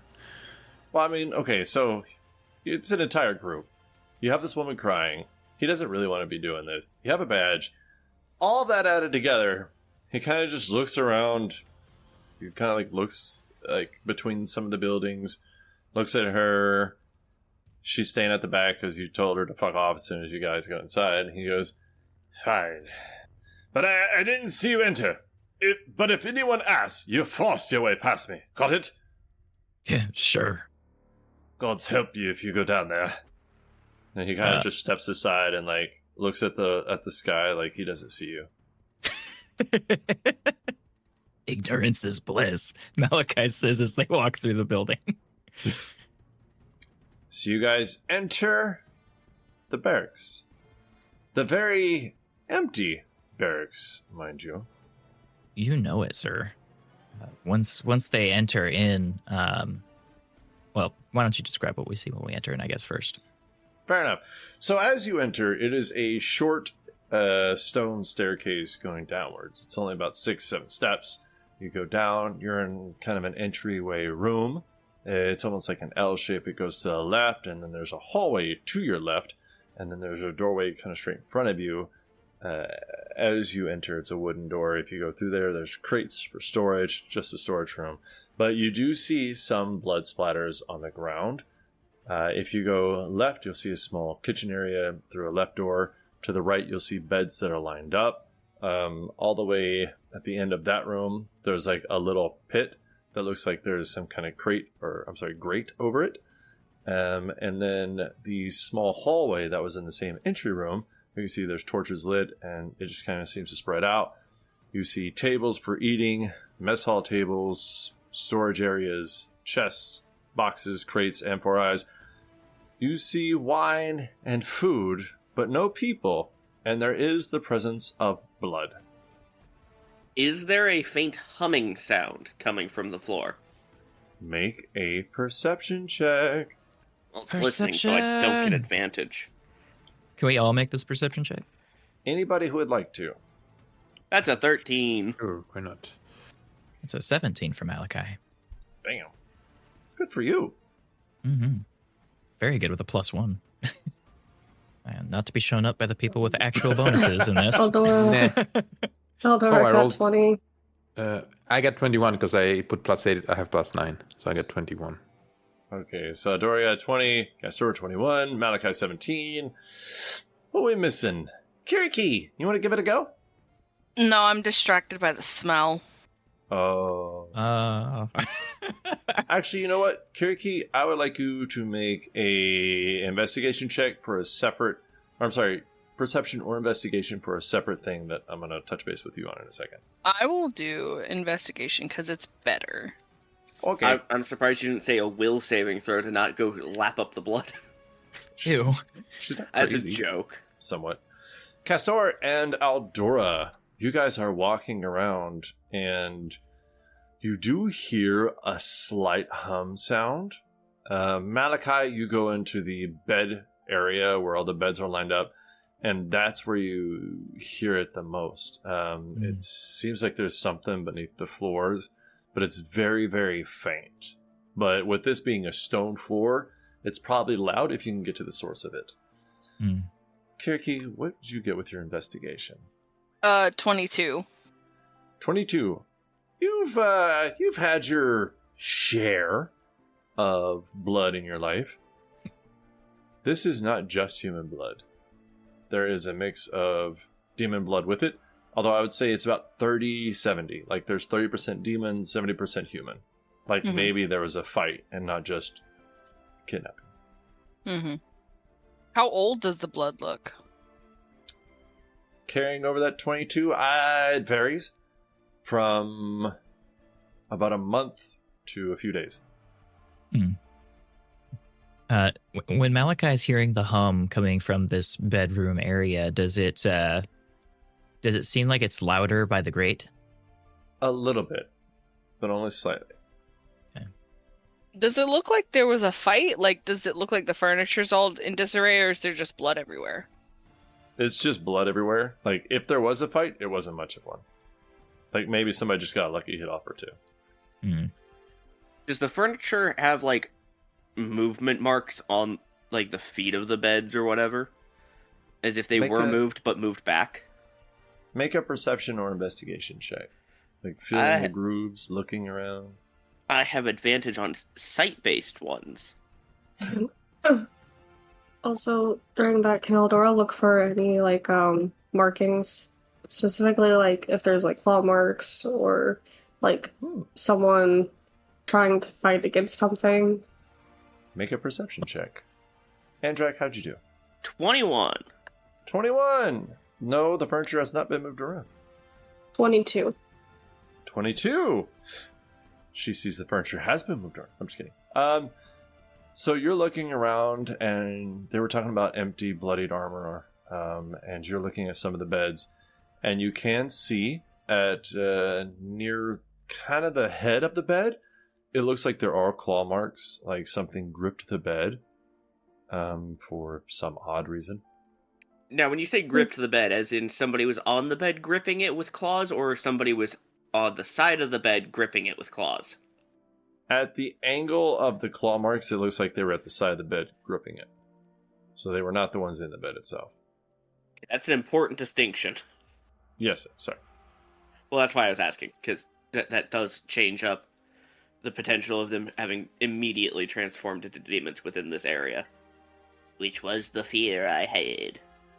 Okay, so there's claw marks, the beds were not moved. Is there armor in this place, or is it gone? You can see armor on the floor here and there, but there's not too much now. Is the armor itself damaged in any way, or does it look like it was just dropped? It doesn't look damaged in any way now. Okay, fascinating. Indeed. Is it near the puddles of blood, or is it near, like, a armor rack? It's near the puddles of blood. Something feels goopy. And something strange. Neighborhood. Who you gonna call? This party, apparently. Apparently. The food that's littered about, does it look old and rotten, or does it look semi-fresh? It's semi-fresh. Okay. Is the wine open? No. You said that... Okay. If we popped it open and took a look inside, does it look weird? Define weird. Yeah. So wine looks like wine. Does it look like there's anything added in, like weird demon blood, or like anything off in the appearance or smell of it? No. Hey, Kiriki, do you remember those visions where we had you taste poison wine? Uh-oh. Oh, yeah. Can you taste this wine, see if it's poisoned? Malika is staring down the grate a little bit, and he hears this, and he pokes his head up and just looks over and says, There's blood all over the floor, Andrak. Why do you think they're poisoned? Sometimes when someone is poisoned, they can cough up blood. Exactly. he looks around. That guy had a bad day. I'll take the bottle of wine. Can I sniff it and see if I smell it? Does it just smell like wine, or Smells like wine, yeah. does it smell nefarious? Is this wine giving us suspect vibes? No.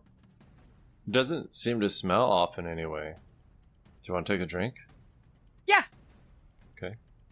You take I'll a take a long drag. No, I take Drink. a sip. Sorry. You take a sip. Nothing happens. You don't taste anything off about it. Tastes like normal wine. You smell. Okay.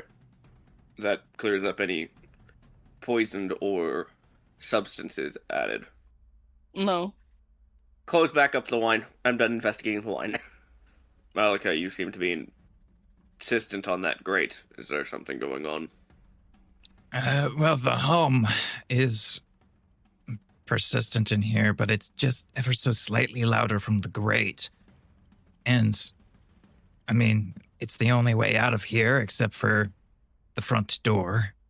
So, I mean, logic implies perhaps whatever has done this might have come from here, but I hadn't reached any surety yet. I was just looking.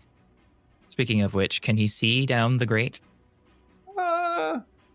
Not really well. It looks kind of grainy, but you can see that it looks like there's maybe muddied water. It looks maybe 10 feet down, 10, 12 feet. Okay. I will remind you, I do have 120 feet of dark vision. But you don't have 12 feet of dark vision. It's just because of the muddied water and the grate itself that kind of muddles the vision. Other than that, yeah, you can see. Okay. Well, doesn't Kiriki walk up to and like stand behind you and like look over. It looks like another well for Castor to swim through. He gets a slight smirk on his face and looks over at Castor expectantly. It's an octopus. I mean, if we have no other choice, I will of course do it. does the grate look like it's been removed or moved at all recently? Make an investigation check. Oh, I like boy. that you said that with a question mark. That's a 12, Todd. Hard to say. Does it look Does the like it's able to be removed? Yes, that's what I was going to ask. I mean, when you're Andrak, the answer is always yes. For anybody closer to Kiriki, though. Maybe. I think Kiriki is the other. Oh no, Aldora, I think, is the next physically yeah. strongest person in the party. Dora is fit. Despite being Everybody's the so smallest of jacked. us. Could Casto remove it? No. Could Malachi remove it? Maybe. 14 is my strength score. Oh. Maybe. Okay, I lift up the grate. All right. It is heavy, and it does take some effort, but you are able to lift the grate. You see it drops down about 10 feet into muddied water of some kind. Okay, so it wasn't bolted in place or anything. It's just there. Yep, but it does feel like it took some effort. So if you had like a very low strength, or you weren't really as strong as Andrak, then it probably would not have worked out as well. So it's like a really heavy manhole cover. Yep. Those things are fucking heavy. When people they really act like are. Spider-Man's innocent for flinging those things at people, I have to call bullshit. Man, swinging those things around like discuses, and he's hitting people with them. That's death sentence. Yeah, they weigh between 90 and 250 pounds, depending on the size. I know way that much better. That's pretty cool. Yeah, but imagine getting hit by that by a superhuman swinging it with webs. A guy who casually holds up buildings. That's a death sentence. Anyways, okay, he Fine. removes it and looks down. Okay. That's what you see. Is it time for the tiny kraken? Did we explore the whole other place? That's the only place left in here to explore? I mean, there's other rooms with tables in it and shit like that. Yes, Kestor, you go investigate this. We all will go play cards or something. Seems legitimate. That's what we did last time. He went down a dark hole as an octopus. Well, here goes nothing. You drop down? Yep. All right. Trying to figure out roll 20. Don't mind me. Yay. Castor, as you drop down, you drop into this like muddied, kind of thick / slimy water that's got kind of a dark, muddied green tint to it.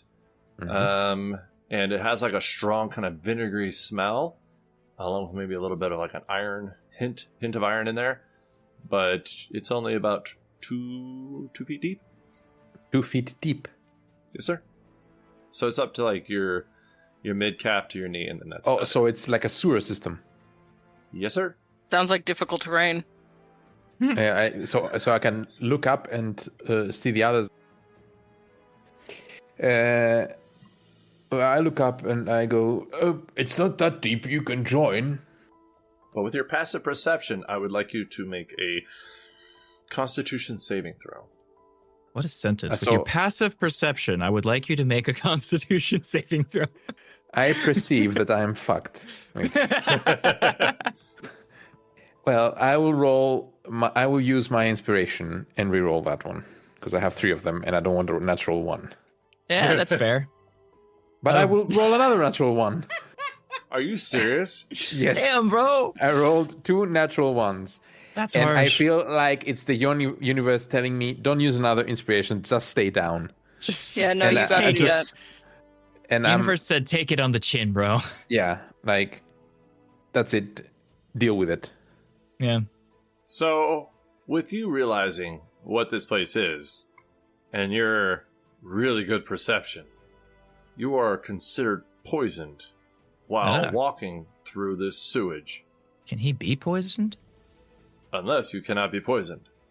In which I case, feel I like think there might be a Kirikisi druid is- thing. Yeah, wait, it's yeah, give me a sec. I can be poisoned, but I can use my Ring of Celestial Form and be immune to poison damage once per day.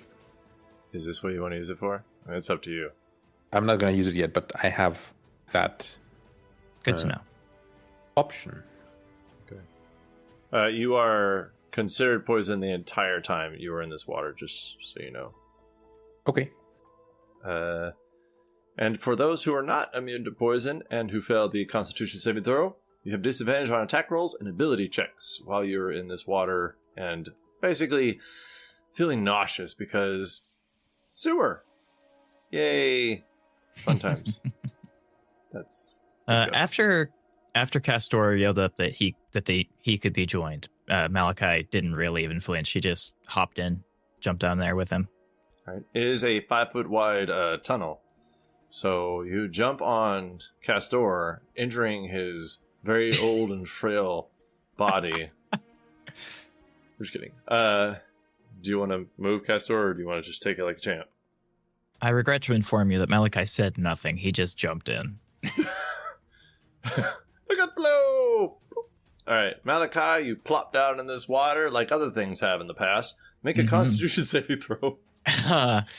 Yes. I plop with the best of them. Con saving throw, you said? Yes, sir. Okay. That was illegal. You're not allowed to say things like that. Shit!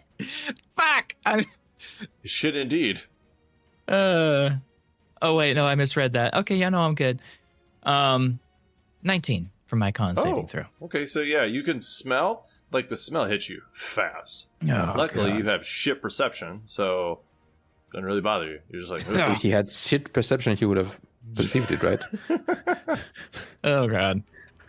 Oh, well, the smell is definitely something to get used to. Watch out, Castor. Let's get out of the way in case someone else jumps down here. Oof. Look out below. I can't even hear my own thoughts of this stank. Andrak is coming next, huh? Nobody tell Andrak. He's about to be so fucking mad. He jumps down. Splorch. All right. Andrak, please make a Constitution saving throw. This is against a poison effect, right? Yes, sir. I have advantage. So if anybody does have advantage, please keep that in mind. Sorry. Right, so that is a very high bonus. Is be fine. I mean, a plus 11 is pretty high. Unless you roll a 1. Damn. That's a 28. Holy shit buckets. That's more than, well, the whole sewer, yes. You take a big whiff and you're like, it does stink. Let's go. Oh, I it think kind he's of just smells mad. down here. It kind of smells down here. Why didn't you say something? It's a sewer. I assumed that was kind of understandable. Here. Well, shit. Kiriki, Aldora, it stinks down here. Just so you know. Why are we going down there? Eldora looks like Hiraki, and she just shrugs. Wait. Oh, yeah. Is there anything else down there? We didn't check yet. I don't think so. Not lives yet. somewhere. Sorry. Oh, wow. Looks Not like it yet, lives but somewhere. it definitely could be where the missing soldiers have gone, which is why we're jumping into it. I mean, Should we we- should scout forward and then come back and tell them if they need to come down here. Oh, where's the fun in that, Andrak? We should all just enjoy this. It's not every day you get to jump into a Andrak river restrains of himself shit. from dunking Malachi in it all the way. But you see it Malachi's in his like- eyes that he was thinking about it. Malika's like, we stink. I stink. We all stink. Yeah. Why would you not want them to be in our hell with us? Come on, man. Aldora, Say who's wearing something pure wrong. white clothing. I wanted to make a rude joke. Go Make ahead. it. Because Malachi, wouldn't that be similar to what Malachi smelled like before he got blessed? Returning to his roots. Damn.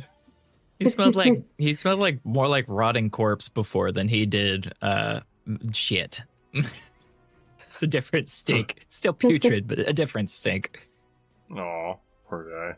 Malachi's gonna keep pushing Castor a little bit forward so they don't get dropped on by anybody else who wants to dive into this horrible scene with us. The funniest thing is, I think Kiriki could just climb on the ceiling and not have to deal with the water itself.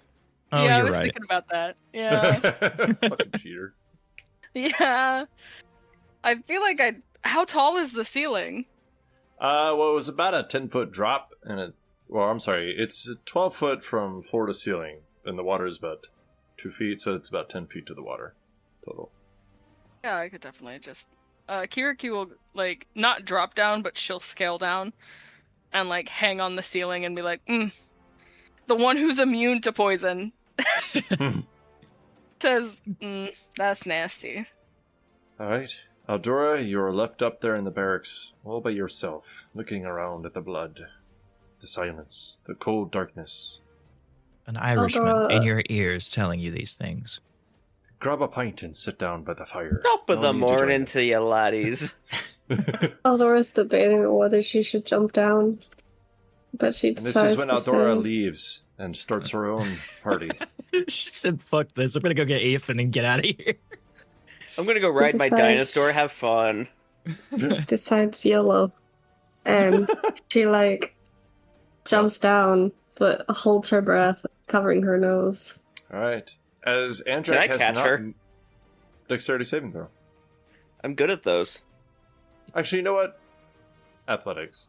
Athletics? Yeah, because you're wanting to do it. You're preparing for it. She's wearing full plate armor. He's strong. It's fine. Natural one. Natural one. That's an 11. You kind of catch her, but I'm going to make it take a little bit of damage. I Aldora, love would taking damage. Aldora, would you please roll a 2d8? Damn, a little bit of damage. 8, He's She's in plate resistant. armor. 8. Oh. You take 4 points of bludgeoning damage with your resistance. Oh, no, I take less. 2 less. Not resistant. Oh, I'm sorry. Okay, you take 6 points of bludgeoning damage as she, like, slams into you, and you kind of catch her, mostly on purpose. But you guys Oh. see that you are in a 5-foot wide sewage tunnel. Aldora, Constitution saving throw. Don't worry, you have this.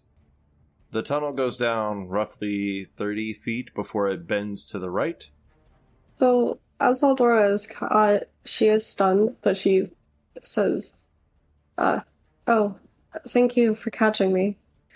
And after that, she got a 20. Damn, yeah, she's con as fuck. So you Eh. smell, and it's fucking terrible. But you're not poisoned or sickened by it. Aldora's just gonna hold a cloth to her face. If you had done that before, I would have gave you advantage. Is Andrak still holding Aldora? Yep. The girlies don't get to get dirty. He's thinking, she's wearing bright white clothing. This is not going to go well for her. Like, Adrak's cloak might be getting a little dirty, but the closest thing to cloth all over him is brown leather. Malachi's wearing, like, black. And, I mean, Castor's just fertilizing his plants. Yeah, Malachi doesn't seem bothered by it. It doesn't seem like he cares that he gets dirty. That's probably something he made peace with a long time ago. And also, Andrak washes his cloak every night anyways, so what does he care? This shit gets covered in shit all the time. What can he do? Shit gets covered in shit. I like that. Shit gets covered in shit. No. It's an Aspen. It's Literally like that this because of the time? way it is. All right.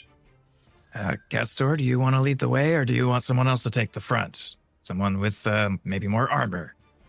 We even exchange places here, or You can squeeze by each other. Like, you can always squeeze in spots like that. It's just you have disadvantage, and there are penalties. You just have to yeah. really press against the wall, because it looks like Andrak doesn't want to put Aldora down. maybe the big man should take lead. Do you know how difficult it is to get brown out of white? And Oh, no, God, the jokes. I don't. Careful, Todd. White cloth is surprisingly easy to stain. I'd rather not. But he'll try to take the lead, squeezing by. Malachi thinks back for a second to all the days training as a hoplite of Athens and how hard it was to actually keep his white chitin under his armor clean. Aw. Yeah. I Been a like minute. wishing that he had a strong, tall man to carry him. Hey, don't we all? Don't you all want an Andrak to carry you? Besides, of course, Becca, who would probably stab somebody who tried. That's not true. Everybody likes princess treatment. Yeah. Oh, okay. I thought you princess treatmented your significant other, though. I do, Uh-oh. but sometimes I also want princess treatment. Everybody likes princess treatment. Everybody I likes wouldn't to be mind it. spoiled. Yeah, everybody likes to be spoiled. Everybody.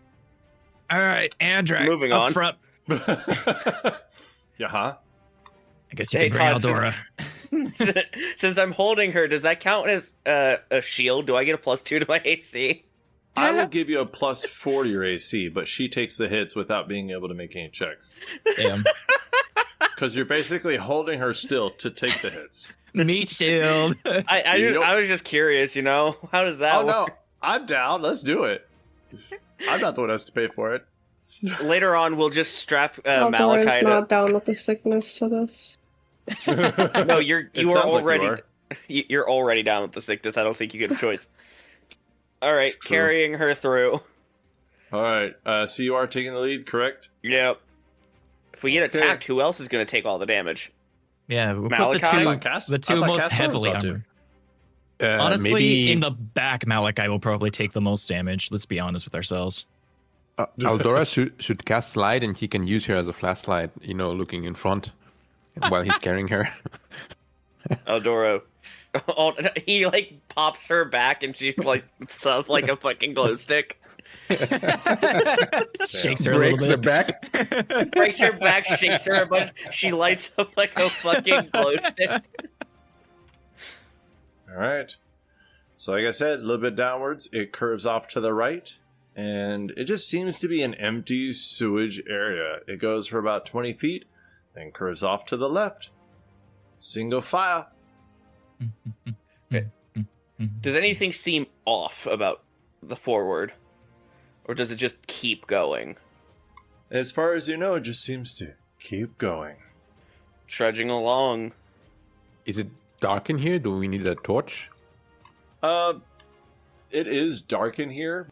Oh, anyways, okay, so Andrak leading the way. The next little curve goes about 20 feet, and then to the left, like I said, there's no torchlight. Castor, are you wanting to do your little light spell? I want to light a torch, but I hope we don't all die in a methane-fueled inferno. If we spark. I thought we said Eldora could cast this light spell. Yeah, Well, I that's thought what I that's what thought you too. did. I thought he'd cast light. No, he doesn't have the light spell, or at least he hasn't used it, as far as we know.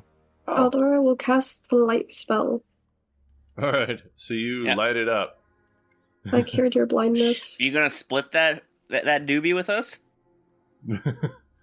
Andrak, Andrak, you go down to the next curve. Off to the left, it goes about 40 feet. And then it looks like it goes to a T intersection. Once you get to the end of that hallway, with everybody quickly behind you, well, I'm just going to say you're moving at a steady pace. You look to your left, and you do see a gentleman standing there. I use the word gentleman loosely. And he looks like he's looking kind of to your left. Like he's not actually facing you. But whenever you go, there is a splash because you guys didn't do this stealthily or anything. And he turns to face you, and you see an interesting looking fella. I think we should do this like we normally do. Becca, what are you doing right now? Trying to catch up. Oh. I want you to describe, Becca, describe what Andrak sees standing in that room. What? I love that you keep making me do this because mine are funny descriptions. Yeah, they're hilarious. There's this. What's his fuck from Batman? Two-Face? There's this Two-Face looking motherfucker who does look like the actor who played Two-Face in that one Batman. But the other half of his face is a demon, but his mouth is like sealed and kind of like cheekbonedy with a big red eye that's it's orange, glowing, and he's got like a little dinky horn, and then he got a really I guess a better looking horn, but he's wearing like thick armor with chains across it, and he's got a sword. His hands look fake. Oh shit, Oh. that's right. He's got a spear, not a sword. My bad. He Okay, swapped well- weapons in the art and Yeah, Wow. the game. he threw his sword away and picked up a spear as soon as we walked in. Just quick, just like, Yeah. oh shit, wait, hold on. That's not my So- weapon. Is this- he was Is playing this around Tommy with Lee some Jones Two-Face? Huh? Is this Tommy Lee Jones Two-Face or the new one? The It most looks recent more like one. Tommy Lee Jones to me. Probably the new one. She meant probably the new one. I don't know. I don't know what Tommy Lee Jones looks like. She said it looks What? like that actor, You don't know Todd. who She didn't Tommy Lee know what the Jones actor is? was. Hold on. Oh no! Two-Face. Oh, There's two actors. Tommy Lee Jones is Kay from Men in Black. I can solve this for you. The newer one. The newer Yeah, one. the Okay. blonde Looks like guy. Yeah, that guy. Okay. I He can't looks remember like his the newer name, but one. I'd recognize it, but I can't remember off the top of my head. Yeah, he Yeah. looks like the new one. He's fucking awesome. Does he Alright. look like that guy? It does to me. I think he looks more like Tommy Lee Jones personally, but that's I just like me. Tommy Lee Jones. Well, I'm nobody fine. asked for your opinion. That's fine. That nobody ever does. So, so this guy is roughly 55 feet away from Andrak. And Andrak, it looks like he's in a rather large room. You can't actually see the room itself. You can see there's maybe a sigil on the floor, but you can't really tell what it is. It's just a very large stone room. And there is torchlight in there. There isn't on the map because I don't know what the fuck I'm doing. But there is light in the room. I haven't turned the corner yet, so behind Malachi's like, You just stopped. Are you deciding where to go, or Does he look hostile? He's a fucking half demon that's holding a big ass spear. By the way, let's talk about the spear for a second because I I love love the spear. It is a long spear that has a little bit of fire that looks like it's constantly coming off of it, but it almost has like a sickly black liquid that also moves over it along with the living fire. This thing is awesome. that is pretty Anyways, yeah. Hey, you stupid fuck. Eldora will look over and be like, "Hi, how are you?" The guy is looking and he just Bro. kind of tilts his head. cool. From Andrak's arm. It's just a little wave. Hi, how are you? He just Smells looked over lovely at us. today, doesn't it? Yeah. Oh, As you're Maybe. standing there, you can see that there are two more of these little veiled guard type guys who kind of walk up to flank him from behind, and then you see him, Andrak and Outdoor. You have good perception, so I'm gonna give this to you. Castor, if you'd like to. Where the fuck do you go? Oh, you jumped up in front of everybody. All right. I can't see from where I am. Oh, it is I, Castor. Castor comes out in front of Andrak, and he's like, "What are y'all looking at?" oh, spooky! I want to go back. Curious old man. You do see him kind of look in front of him to his left and his right, so you can probably guess that there's people around the corner or guards, but you see two of them make themselves obvious by flanking him from behind, and he just stands there and he kind of like starts rolling his shoulders and kind of stretching a little bit, but he doesn't say anything. Are you the guards that went missing? He smiles and then doesn't say anything. I recommend you tuck your robes up a little bit. I might have to set you down. Well, I do believe we will have a conflict shortly on our hands. what? A conflict? What do you guys Yeah, see? there's- I'm still back here. There's about 3 of them. Humans with half demon faces. Like the guards up in the city. Yeah, like that. I Oh, think those there's guards more are- of them. I think there's And- more of them there. Malachi is 100% going to kind of try and push through them to kind of get to the corner and peek around so that he can actually see what's happening. He'll press up against the wall and kind of look out. You said that they were just standing there staring at us? Yeah.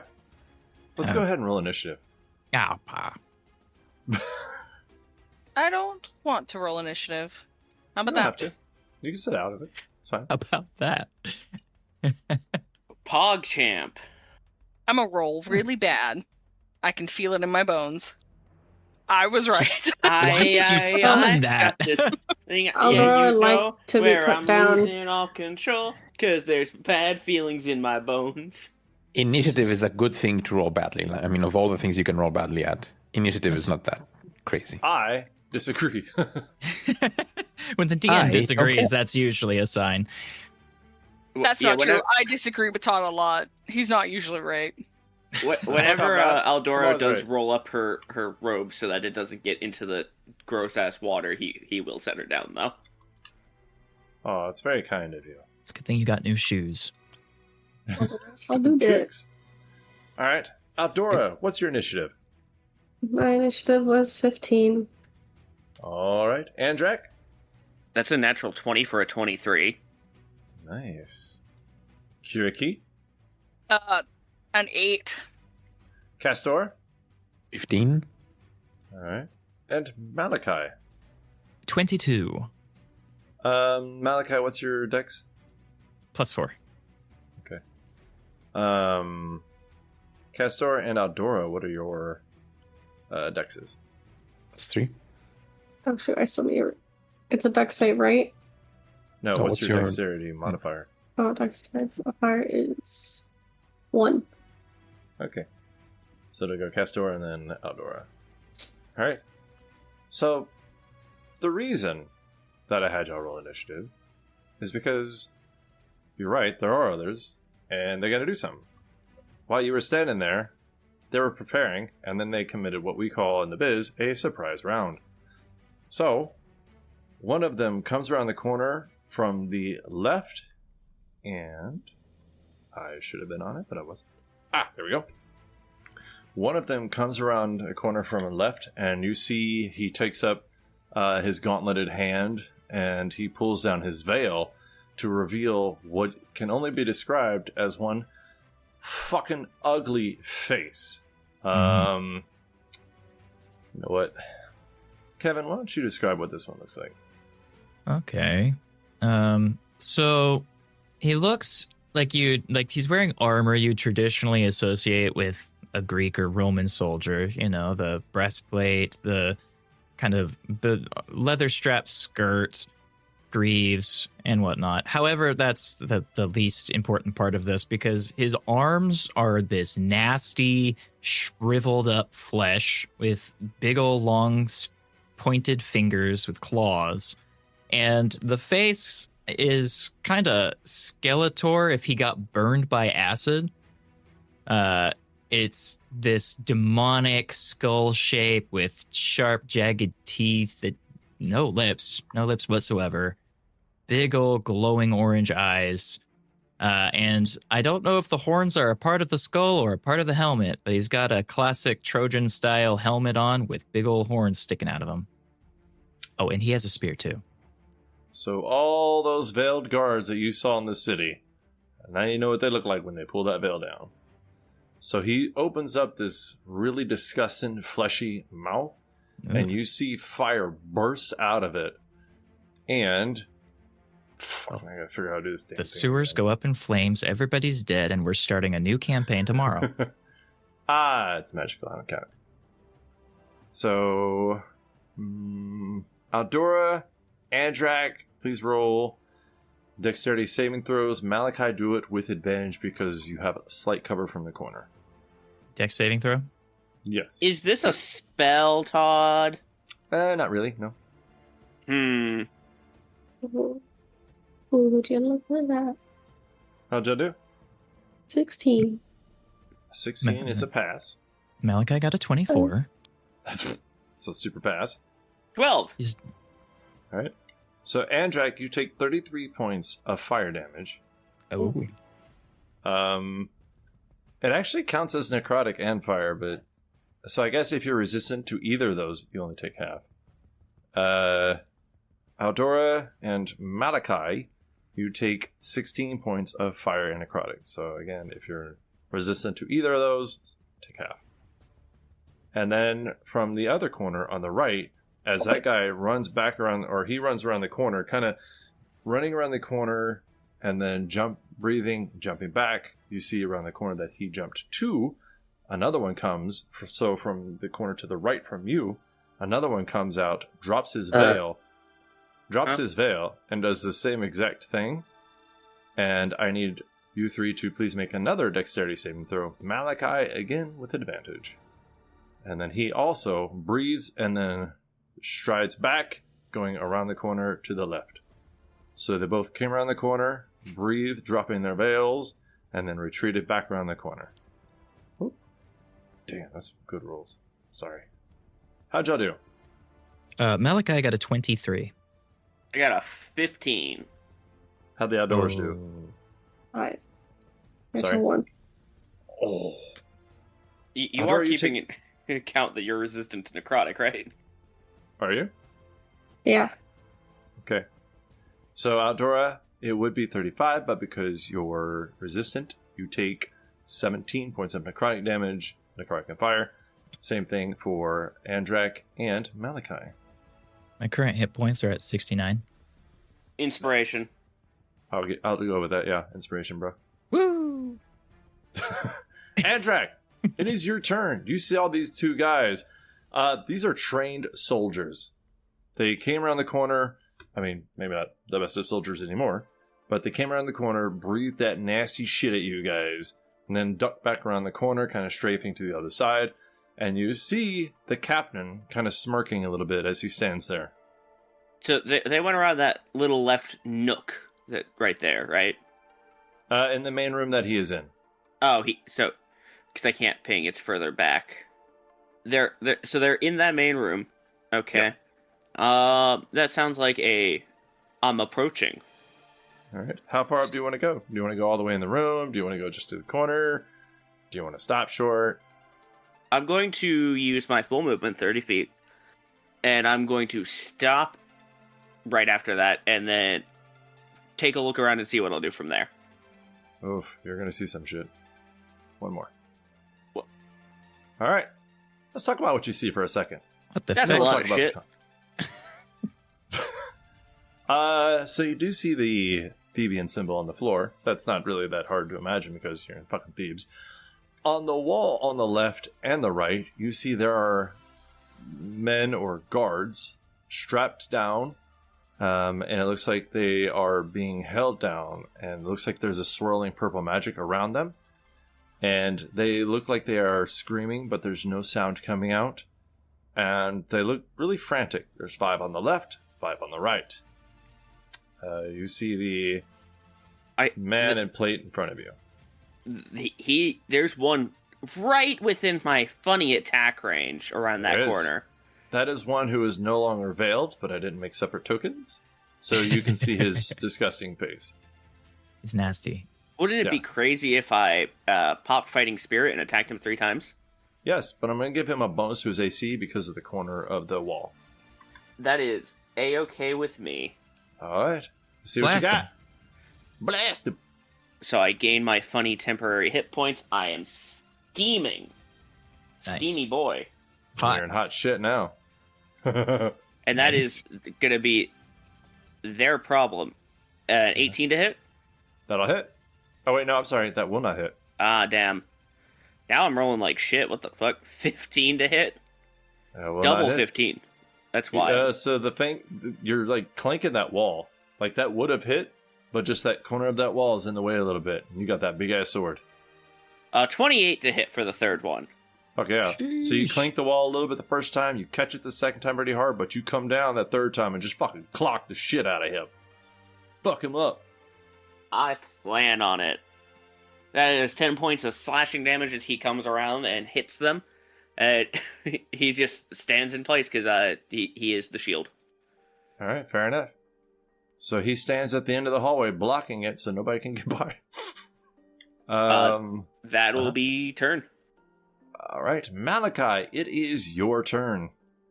You are not too far from the entrance, but you cannot get into the room, and you wouldn't be able to really get a hit on anybody. So if you want to use your little pew pew thing, you can do that. Yeah, my little pew pew thing. Yeah. Yeah.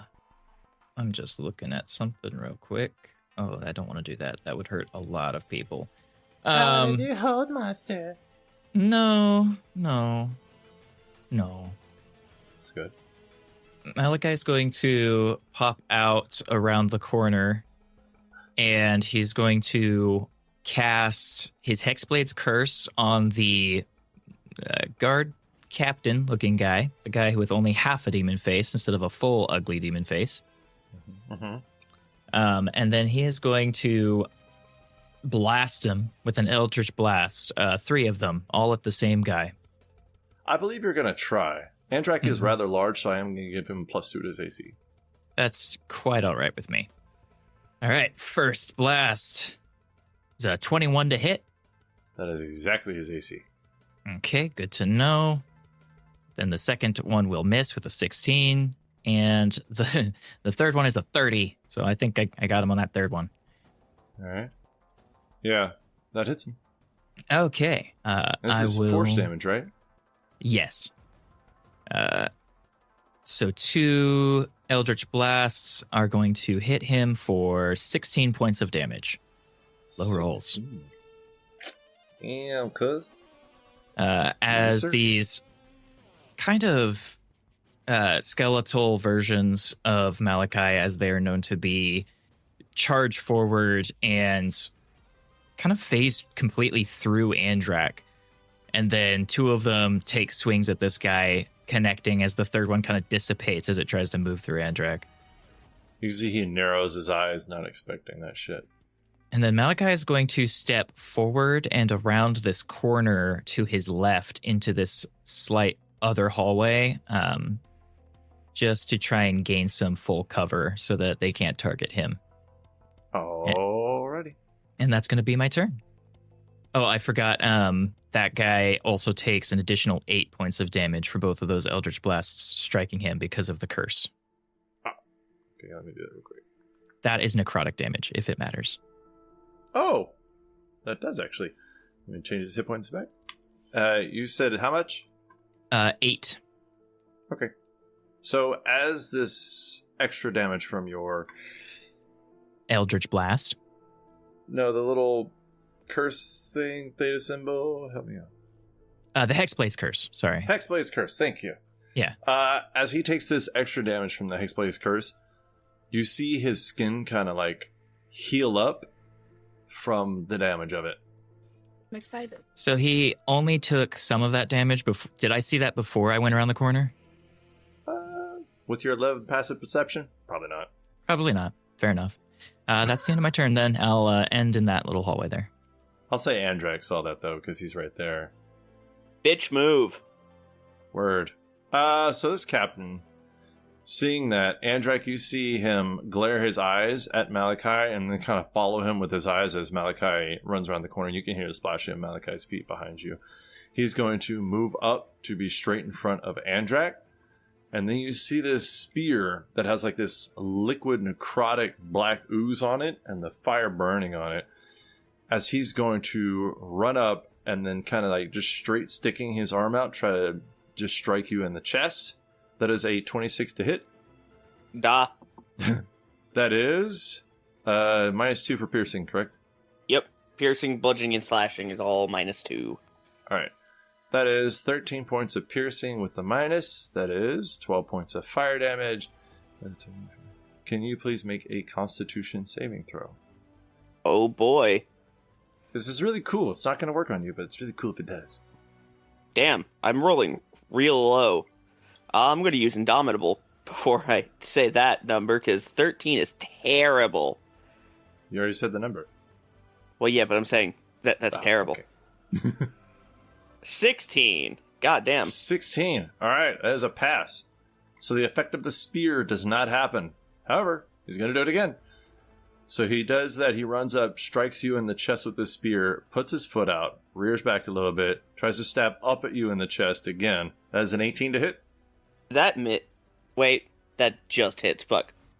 All right. Ooh. That is 18 points of piercing damage with the -2, 13 points of fire damage, and Constitution saving throw, please. You said this guy's the size of a regular dude? Holy fuck. He does not look human. Man, I even hit the wrong number. 13. This is a fail. As you're standing there, your flesh kind of starts to glow with these runes and sigils of something in abyssal. And doesn't seem to do anything right now. Was this an audible thing or a visual thing? It's a visual thing. Damn it. How much damage total, by the way? 18 plus 13.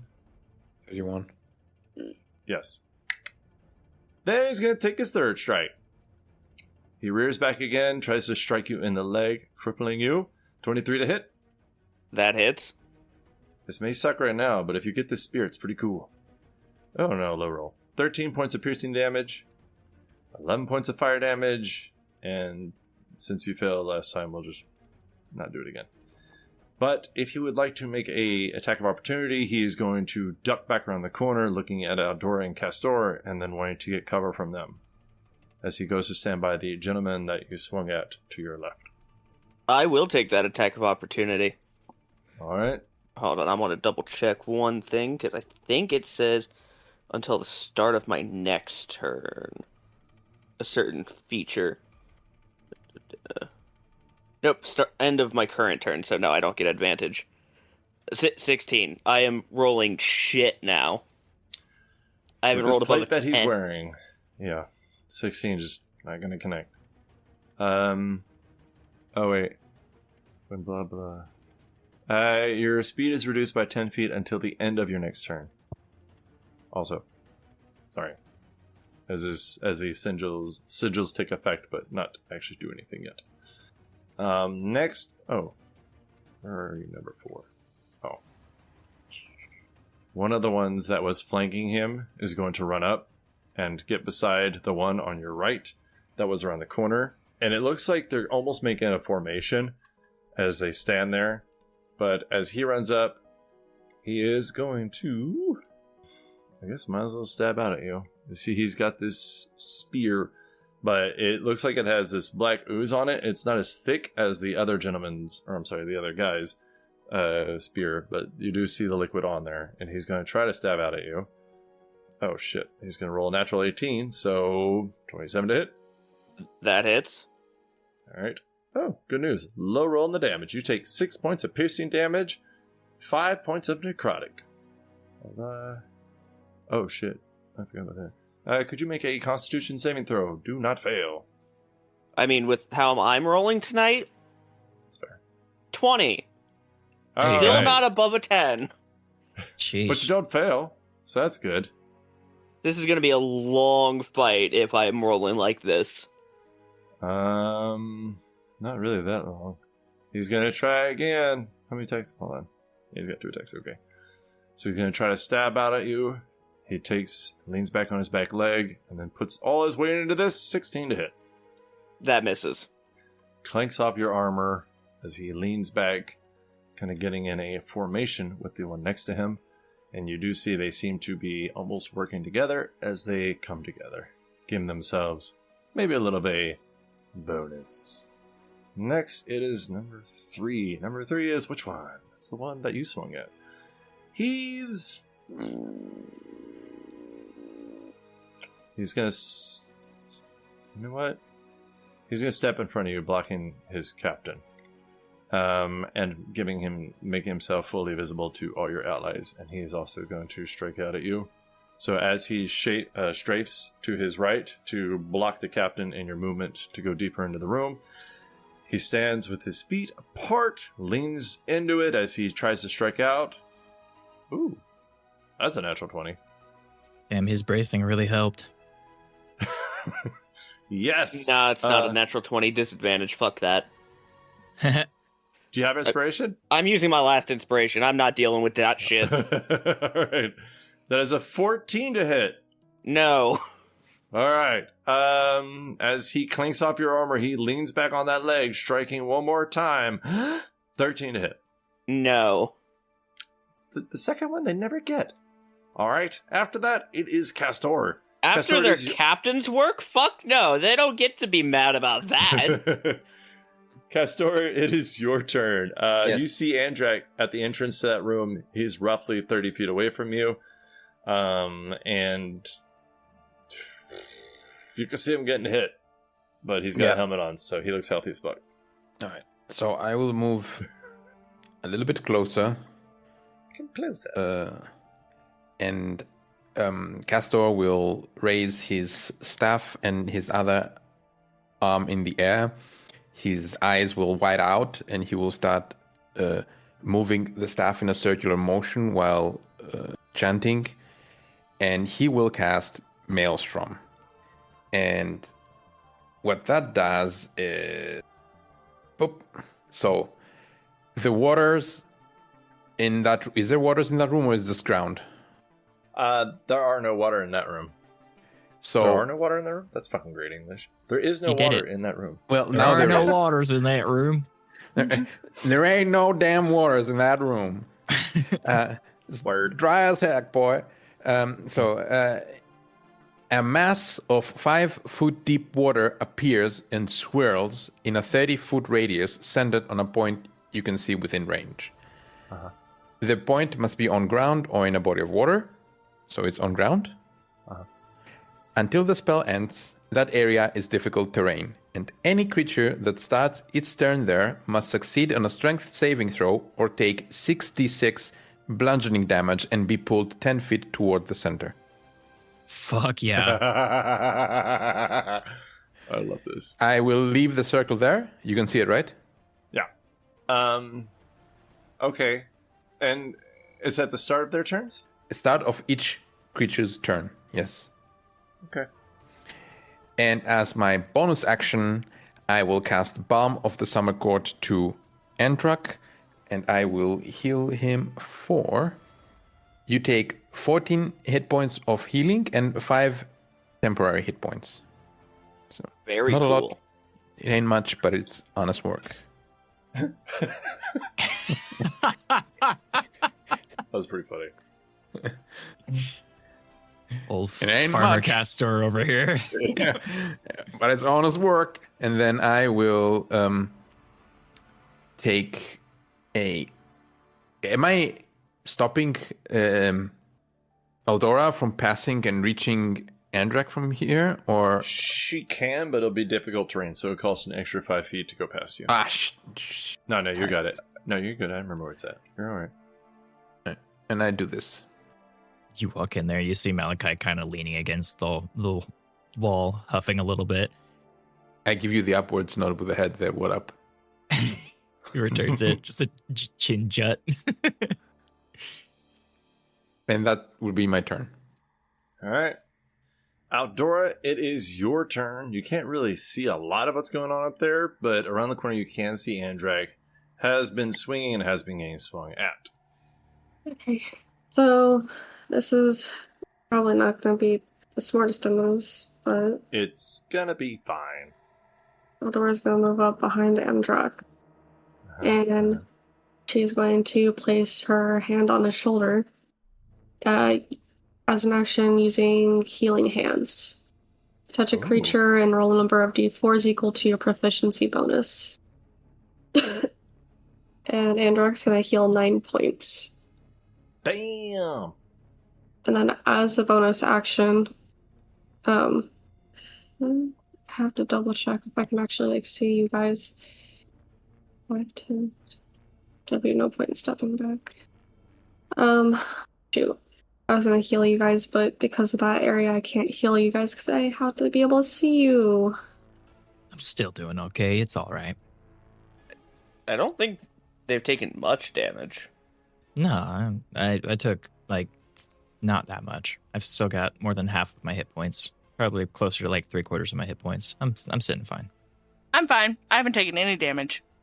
I don't think Kirky Castor's hasn't left taken the other tunnel. I don't think Castor's taken any damage either. And as a bonus action, she will cast Spiritual Weapon. Ooh. I will cast it behind them. Okay. And what does her spiritual weapon look like?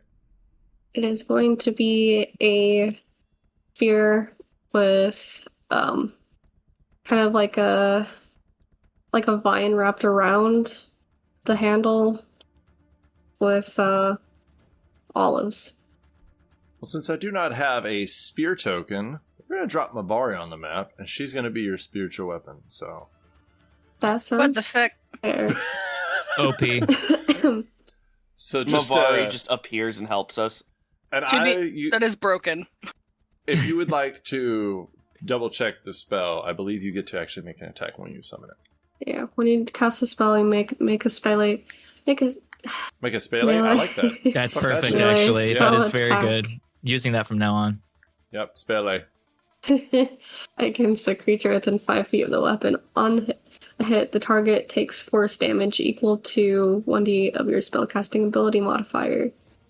Right. So go ahead and attack. Who do you want to attack? You got the captain there. You got the one directly in front of Andrak, and you can also reach the one to Andrak's in front of him to the right. Technically, it's captain, number 3, and number 4. I'm gonna attack the one directly in front of All right. Andrak. Go ahead and swing at number 3, also known as Steve. You look more like a Mark. One of these guys has got to be named Chase. We talked about this. Oh my I thought god. I thought Oh we my killed God. Chase. No, that was a different guy. Hear me out. I just got a natural 20 for a 29. Hey! Fuck yes. Fuck 29 's a miss. D100. D100. Ooh, does that Do you count want me as to roll a... the 100 now or do the base damage? Do the damage, and then roll the D100, because there's a lot of Okay. times that it affects it. Okay, I so think on a that hit, counts the as a target takes spell. 4 damage. That's what I was going to ask. Yeah, does it cast... Is it a spell attack? Or I'm sorry, It's a- what was it again? A spell? It's melee. He's Melee gonna make a attack, yeah. melee spell So, attack. yeah. I'm pretty So sure it does it- still counts as a melee attack, though. Does it say melee attack or spell attack? Spell attack. It says melee spell attack. And there's also no Alright. force on the Yeah, critical no. hit table. So go ahead and do it as a melee. Do it at blunt damage. Or it's a spear, so piercing. 11 11 force damage. damage. Alright. So go ahead and roll a D100 and get that times 4 damage crit. 47. That's 47. a massive hit for 3 times damage. Oh, see, does she add a max damage dice on that too? Yeah. So it would have So- been 11 plus 8, so 19. So 19 times 3 is a number off the top of my head that I don't fucking know. 57? 57. Maybe I did. So number 3 takes 57 points of damage. Get my calculator out, but that's big ball of fucking damage.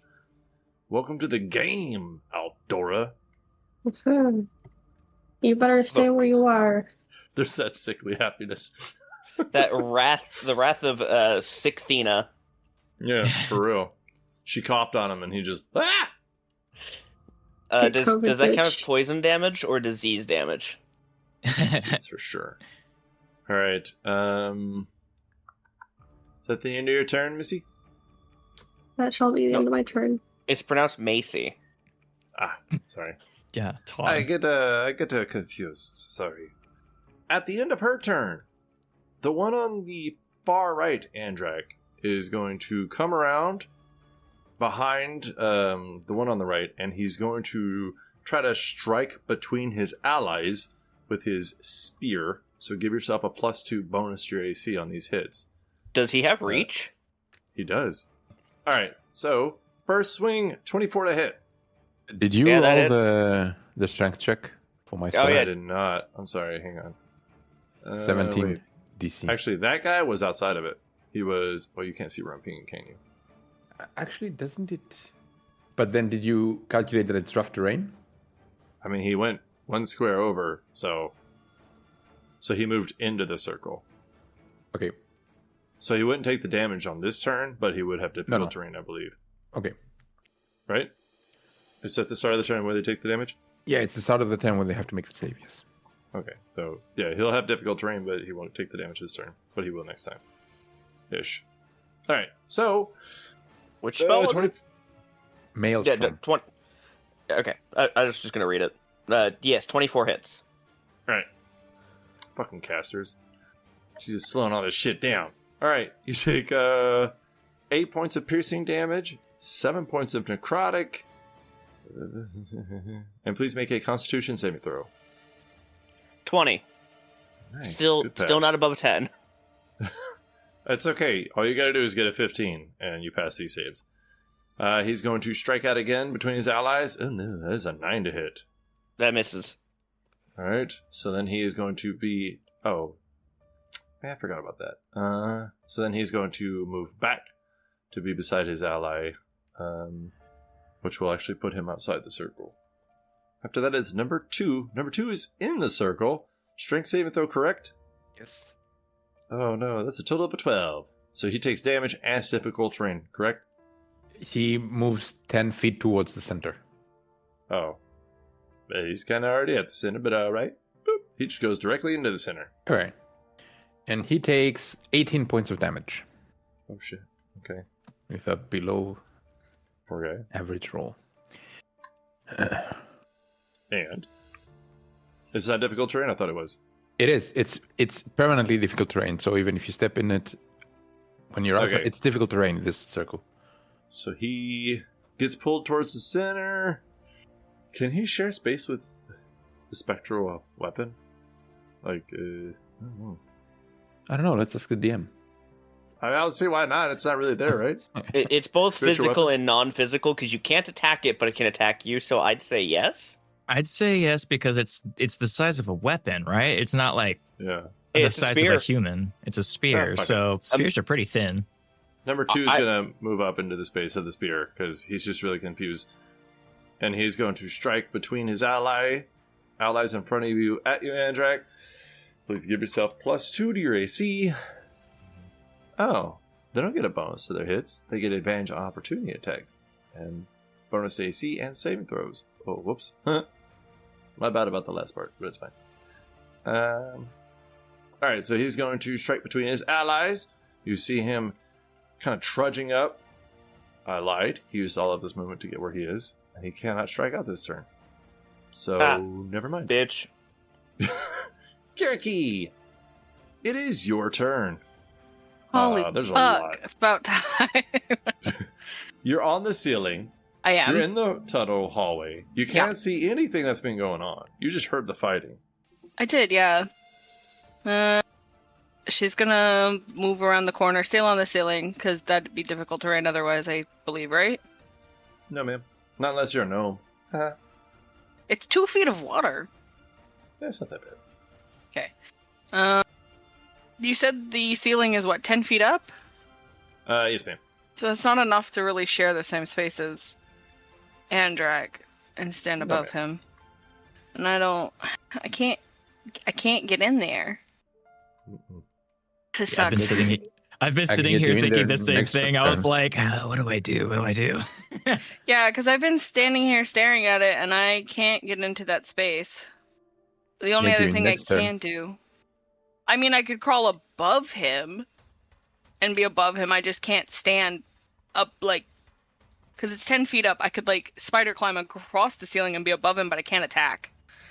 I would still count it as moving through an ally space, though. Do you have enough? Oh, no, you don't have enough movement for that. Never I mind. don't. I don't have enough movement to get anywhere. And there's a scary whirlpool thing behind them that I think I know of. I actually don't know that thing's there. I can't see it. It's Yeah, a you giant water whirlpool, right? Isn't it, Kessler? Or Yes. It's 5 foot deep whirlpool of water. Okay, so I can't see it. So I'm gonna get right here behind Eldora. I don't have any long... Oh, I got... What do I got? Long range. Blood spear. That's all I got. That seems to be your go-to at range. We gotta That's- get you a fucking bow. I have a bow, Oh. but the blood spear does more damage. Mm-hmm. Right, first... Thank you. You know what? Mm. I'm gonna fucking upcast it. Uh-oh. Yeah. I got full health. I could take a hit. Yeah, That's hurt 18 points of yourself. Yeah, 18 Hurt points of yourself. slashing damage. Oh. I'm still in triple digits. Oh, yeah, I forgot. You're the only one who hasn't taken damage, really. Yeah, I haven't taken any hits. And, okay, I've taken the damage. So she sprints around the corner on the ceiling. She's hanging, like, right behind Aldora. She'll drag her scimitar... Kirky's left-handed, so she drags the scimitar with her right hand, pulls the blood with her left, and throws it. And please don't miss. That would be really embarrassing. Almost like nearly 60 sessions in is the first I've heard about Kirky being left-handed. I thought I mentioned that. Maybe you have. Oh. She actually has, yeah. It's just she dual wields, so it doesn't typically matter. Yeah, her main hand is her left hand. Which one are you throwing it against? Sorry, the one in front of Andrak. Yes, the one directly in front of Andrak. All right. Since you're at a vantage point, I won't give him cover. I'm gonna use. Do I have an advantage? I know I have an advantage. I do. Yeah, I have a bit. Or inspiration. What'd you get? A 10, so I'm gonna roll it with my Oh, no. inspiration. Yeah, please. No nat 20. No nat 20. 17. Is his AC. Yes! Oh, Nice. thanks, fuck. That was so nerve-wracking. That was a 3rd level spell I could have whiffed. Oh, that would have been rough.